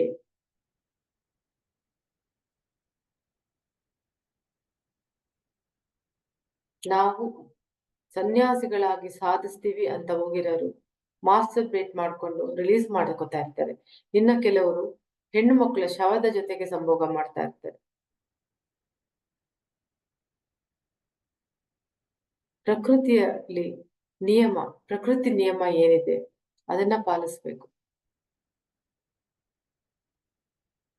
ಅದಕ್ಕೆ ವಿರುದ್ಧವಾಗಿ ಹೋಗ್ಕೂಡ್ದು. ಅದು ವಿರುದ್ಧವಾಗಿ ಸಮುದ್ರದಲ್ಲಿ ಈಜಿ ಸುಳಿಲಿ ಸಿಗಾಕೊಂಡು ತಳ ಸೇರಿದಷ್ಟೇ ಅನುಭವ ಆಗ್ಬಿಡುತ್ತೆ. ವಿರುದ್ಧವಾಗಿ ಹೋಗ್ಕೂಡ್ದು. ದೇಹ, ಪ್ರಕೃತಿ ಏನೇನನ್ನ ಕೇಳುತ್ತೋ. ಜಾಮೂನ್ ತಿನ್ಬೇಕು ಅನ್ಸಿದ್ರೆ 10 ಜಾಮೂನ್ ಬೇಡ, ಅದರ ರುಚಿಗೋಸ್ಕರ ಒಂದಾದ್ರೂ ತಿನ್ಬೇಕು ಅನ್ಸುತ್ತೆ ಅಲ್ವಾ. ಜಿಲೇಬಿ ತಿನ್ಬೇಕು ಅನ್ಸುತ್ತೆ ಅಲ್ವಾ, ಒಂದ್ ಅರ್ಧ ತಿನ್ಬೋದು, ಒಂದ್ ತಿನ್ಬೋದಲ್ವಾ. ನಮ್ ಇಷ್ಟಪಟ್ಟು ತಿನ್ನೋದು ಕಾಯಿಲೆ ಅಲ್ಲ, ರೋಗ ಅಲ್ಲ. ಇಷ್ಟಪಡದೆ ತಿನ್ನೋದು ರೋಗ, ಇಷ್ಟಪಡದೆ ತಿನ್ನೋದು ಕಾಯಿಲೆ. ಅದಲ್ವಾ ನಮ್ಗೆ ಆಗ್ತಾ ಇರೋದು. ಅನ್ನ ತಿನ್ಬೇಡ ಅಂತ ಹೇಳಿದ್ರು ಅನ್ನ ತಿನ್ನಕ್ ಬಯಸ್ತಾ ಇರುತ್ತೆ. ರೊಟ್ಟಿ ತಿನ್ಬೇಡ ಅಂತ ಹೇಳಿದ್ರೆ ರೊಟ್ಟಿ ತಿನ್ನಕ್ ಬಯಸ್ತಾ ಇರುತ್ತೆ. ರಾಗಿ ಗಂಜಿ ಕುಡಿಬೇಡ ಅಂದ್ರೆ ರಾಗಿ ಗಂಜಿ ಕುಡಿಬೇಕು ಅನ್ಸುತ್ತೆ. ಬೇಡ ಅನ್ನೋದು ನಮ್ಮ ಮನಸ್ಸು ಬಯಸ್ತಾ ಇರುತ್ತೆ. ಅದೇ ಅಲ್ವಾ ರೋಗ. ಎದ್ರುಕೊಂಡು ತಿನ್ನೋದು, ಎದ್ರುಕೊಂಡು ಸಂಭೋಗ ಮಾಡೋದು, ಎದ್ರುಕೊಂಡು ಇನ್ನೊಂದ್ ಪ್ಲೇಸ್ಗೆ ಹೋಗಿ ಬರೋದು, ಇನ್ನೊಬ್ಬರನ್ನ ಮಾತಾಡ್ಸೋದು, ಕದ್ದು ಮಾತಾಡ್ಸೋದು.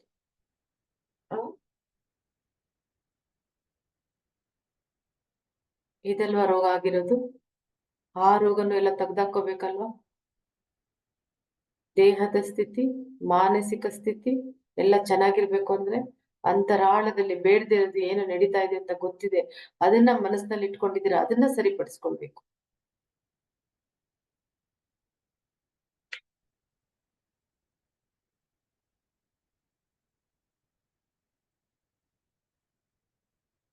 ಅನ್ಯೋನ್ಯತೆ ಅಂದ್ರೆ ಏನು, ಅನ್ಯೋನ್ಯತೆಯಿಂದ ಇರೋದು ಅಂದ್ರೆ ಹೇಗೆ ಅನ್ನೋದನ್ನ ಅನ್ಯೋನ್ಯತಾ ಲೋಕದವರು ಬಂದು ತಿಳಿಸ್ಕೊಡ್ತಾ ಇದ್ದಾರೆ.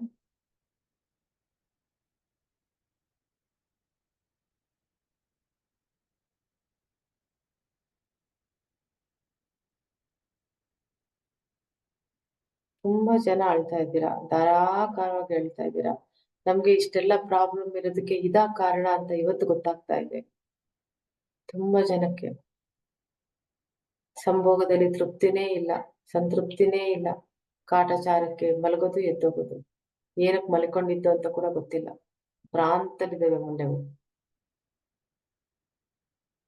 ಬೀದಿಲಿರೋ ನಾಯಿಗಳ ಜೀವನ ಈ ಮನುಷ್ಯ ಜೀವನಕ್ಕಿಂತ ಎಷ್ಟೋ ಪಾಲು ಮೇಲು ಈ ವಿಷಯದಲ್ಲಿ. ನನ್ಗೆ ಏನ್ ಮಾಡ್ಬೇಕು ಗೊತ್ತಾಗ್ತಾ ಇಲ್ಲ, ತಿಳಿತಾ ಇಲ್ಲ ಅಂತ ಇದ್ದೀರಾ. ಸ್ವಲ್ಪ ಧ್ಯಾನದಲ್ಲಿ ಕುಳಿತುಕೊಂಡು ಆಲೋಚನೆ ಮಾಡಿ ದಾರಿಗಳನ್ನ ತೋರಿಸ್ತಾ ಹೋಗ್ತಾರೆ. ಈ ಎಲ್ಲಾ ಜೀವಾತ್ಮಗಳಿಗೆ ಏನ್ ಬೇಕು ಅದನ್ನ ಸಿಕ್ಸೋದಕ್ಕೋಸ್ಕರನೇ, ಆ ರಸಿಕತೆ ಸಿಗೋದಕ್ಕೋಸ್ಕರನೇ ಬಂದು ನಿಮ್ಗೆ ಪಾಠ ಇವತ್ತು ಹೇಳ್ಕೊಡ್ತಾ ಇರೋದು. ಸಂತೃಪ್ತರಾಗ್ಬೇಕು, ಅಸಂತೃಪ್ತಿಯಲ್ಲಿದ್ದೀರಾ.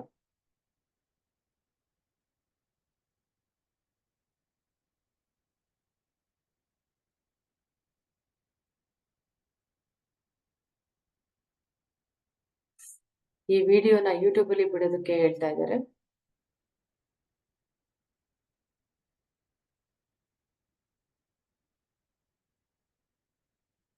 ನಾನು ರೆಕಾರ್ಡ್ ಮಾಡಿದ್ದೀನಿ ಅಂತ ಈಗ ನೋಡ್ಕೊಳ್ತಾ ಇದ್ದೀನಿ. ಇಷ್ಟೊತ್ತು ಕಣ್ಣು ಮುಚ್ಕೊಂಡಿದ್ದೆ, ಮೆಸೇಜಸ್ಗಳನ್ನ ತಗೊಳ್ತಾ ಇದ್ದೆ. ಸಾಕಷ್ಟು ಜನಕ್ಕೆ ಅರಿವು ಮೂಡಿದೆ ಅನ್ಕೊಂತೀನಿ.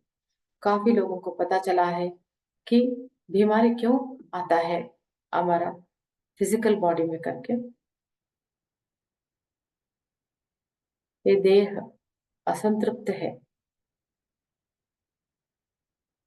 जो चीज हम लोगों को देखने के लिए मिलता है, सूंघने के लिए मिलता है, सुनने के लिए मिलता है, खाने के लिए मिलता है, हम लोगों को मीठा भी चाहिए, खट्टा भी चाहिए, कड़वा भी चाहिए, हर चीज चाहिए। ऐसा ही हमारा देह भी मांगता है। हमारा जननेंद्रिया भी चाहता है कि किससे मिलना चाहता है, प्यार करवाना चाहता है। वो प्यार नहीं मिल रही है तो ये जीव इस जिंदगी में असंतृप्त है, तृप्त नहीं है, तृप्ति दिखाई भी नहीं दे रही है। मिलन ऐसा आदमी के साथ होना चाहिए जो दोनों लोग बहुत इज्जत से, प्यार से मिले। संभोग एक अतिश्रेष्ठ है, अतिश्रेष्ठ है।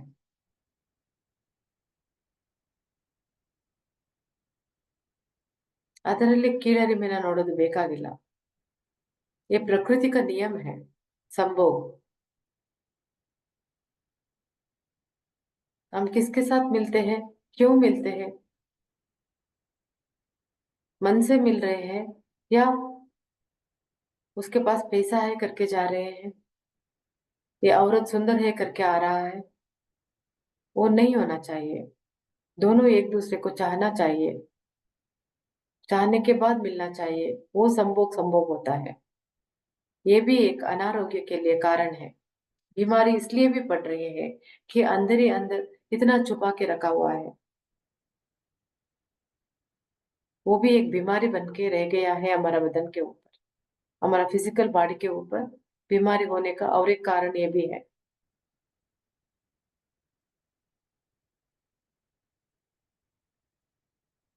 अब मुझसे बाहर कैसा निकले, ये प्रश्न है। आपको जो चाहिए, जो पसंद होता है, जिसके साथ पसंद होता है, उसी के साथ करना है, उसी के साथ संभोग करना है, उसी के साथ एक होना है, उसी के साथ मिलन होना है। वो बहुत पॉपुलर आदमी है, आगे जाके काम में आएगा। मुझे जिंदगी जीने के लिए कुछ तकलीफ नहीं होगा, इस मतलब से किसी से भी मिलेंगे तो वो मिलन मिलन नहीं है, जो पृथ्वी के ऊपर आके ये एक एक्सपीरियंस जो लेना था वो बराबर से नहीं लिया गया है। वो अंदर पता रहता है कि बराबर से नहीं हुआ, संतृप्त नहीं हुआ ये जीव करके, असंतृप्त है करके। वो एक बीमारी बन के रह जाता है हमारा बदन के ऊपर। हम बीमार बनने के लिए ये भी एक कारण है। उससे कैसा बाहर निकले।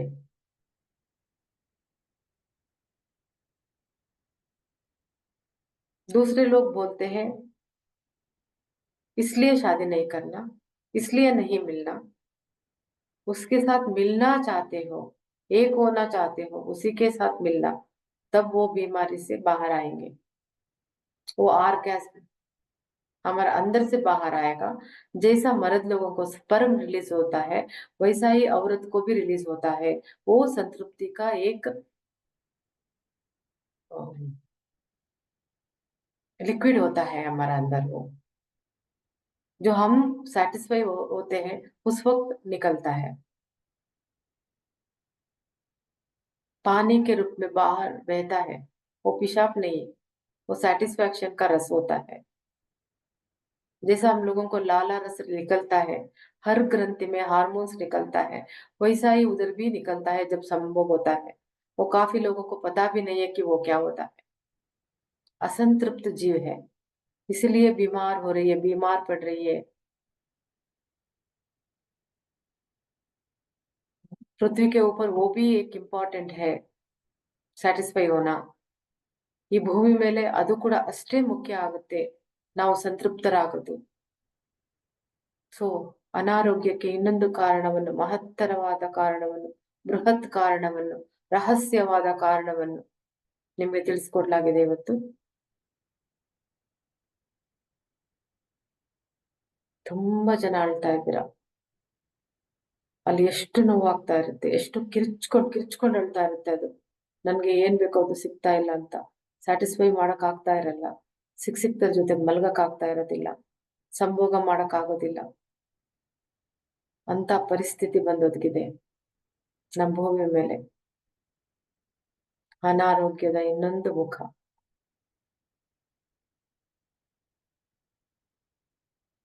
ದೇಹದ ಆ ಇನ್ನೊಂದು ಭಾಗವನ್ನು ಇನ್ನೊಂದು ಭಾಗ ಆಗಿಸ್ಬಿಟ್ಟಿದ್ದೀರಾ। ಅದು ನಮ್ಮ ಒಳಗೆ ಇದೆ, ನಮಗೆ ಸೇರಿದ ಸಂಪತ್ತು ಅದು। ಆ ಸಂಪತ್ತನ್ನ ನಿಕೃಷ್ಟವಾಗಿ ಕಾಣ್ತಾ ಇರ್ತೀವಿ, ಅವಮಾನ ಮಾಡ್ತಾ ಇರ್ತೀವಿ। ಬೇರೆಯವ್ರು ಯಾರಾದ್ರೂ ನಿಮ್ಮಮ್ಮ ನಿಮ್ಮ ಅಕ್ಕ ಅಂತ ಎಲ್ಲ ಆ ಜನನೇಂದ್ರಿಯದ ಹೆಸರೇಳಿ ಬೈತಾ ಇದ್ರೆ ಅದು ನೋಯ್ತಾ ಇರುತ್ತೆ, ಅದು ಅಳ್ತಾ ಇರುತ್ತೆ। ಅದನ್ನೆಲ್ಲ ನಿಲ್ಸಿ ಇನ್ಮೇಲೆ ಸಂತೃಪ್ತರಾಗೋದು ಹೇಗೆ ಅನ್ನುವ ಇನ್ನೊಂದು ಮಾರ್ಗವನ್ನು ನಿಮಗೆ ತೋರಿಸ್ಕೊಡ್ಲಾಗಿದೆ ಇವತ್ತು। ನಾನಿನ್ನ ಬರ್ತೀನಿ, ನನ್ನ ಸಮಯ ಆಯ್ತು। ಎಲ್ಲರೂ ಇನ್ನ ಹೊರಗಡೆ ಬನ್ನಿ,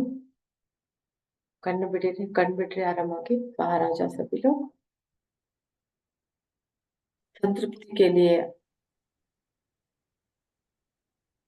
आरोग्यदायक में रहने के लिए, ये बीमारी हमारा बदन के ऊपर क्यों, इसके लिए वो राज निकल के आया, सभी लोगों को समझ में आया। मैं क्षमा चाहती हूँ कि सभी से, मुझे ये सभी लोगों को बताना ही था तो मैंने बता दिया। ತುಂಬಾ ವಿಷಯಗಳು ಹೊರಗಡೆ ಬಂತಲ್ವಾ ಇವತ್ತು।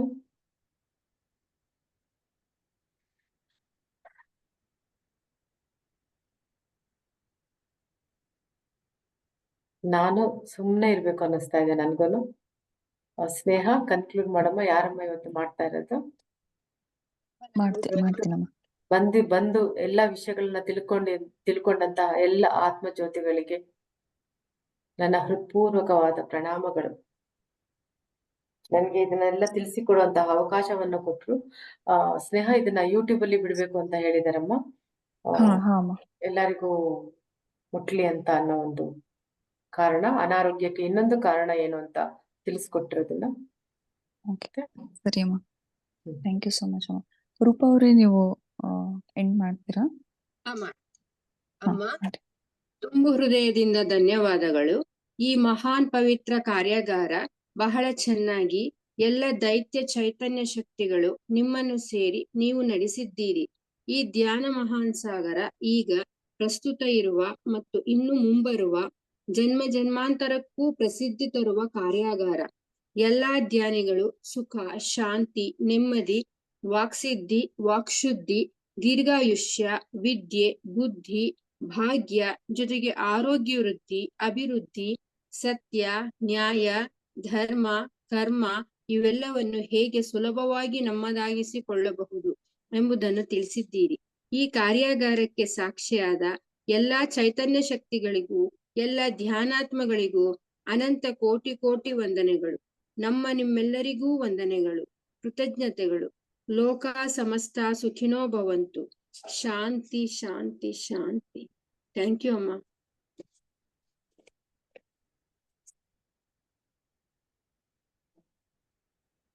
ಇವತ್ತು ಎಷ್ಟು ಜನ ಹತ್ರಿ, ಎಷ್ಟು ಜನ ನಿಮ್ಮ ಕೋರಿಕೆಗಳನ್ನ ನೀವು ಹೇಳ್ಕೊಂಡ್ರಿ ಅಲ್ವಾ? ಮಾತೆ ಬರ್ತಾ ಇಲ್ಲ ಅಲ್ವಾ ಯಾರಿಗೂನು? ಮನಸ್ಸು ನೊಂದ್ಬಿಟ್ಟಿದೆ, ಅದು ಸ್ತಬ್ಧ ಆಗ್ಬಿಟ್ಟಿದೆ. ಸೊ ಅನಾರೋಗ್ಯಕ್ಕೆ ಇನ್ನೊಂದು ಮುಖಾನ ಇವತ್ತು ತೋರಿಸ್ಕೊಡ್ಲಾಯ್ತು. ನಿಮ್ ಬರಲ್ಲ. ನನ್ ಸಮಯ ಆಯ್ತು, ನಾನಿನ್ನ ಬರ್ತೀನಿ. Thank you. Love you all. ನಾನೇ ಧನ್ಯಳು. ಎಲ್ಲರ ಮನಸ್ಸಿನ ಭಾವನೆಗಳನ್ನ ತಗೊಂಡು ನಿಮ್ಮ ಭಾವನೆಗಳನ್ನ ನಿಮ್ಮವರೆಗೆನೆ ಮುಟ್ಸುವಂತಹ ಸೌಭಾಗ್ಯ ನಂದಮ್ಮ. ಅದಕ್ಕೆ ಧನ್ಯಳು. ಬಾಯ್.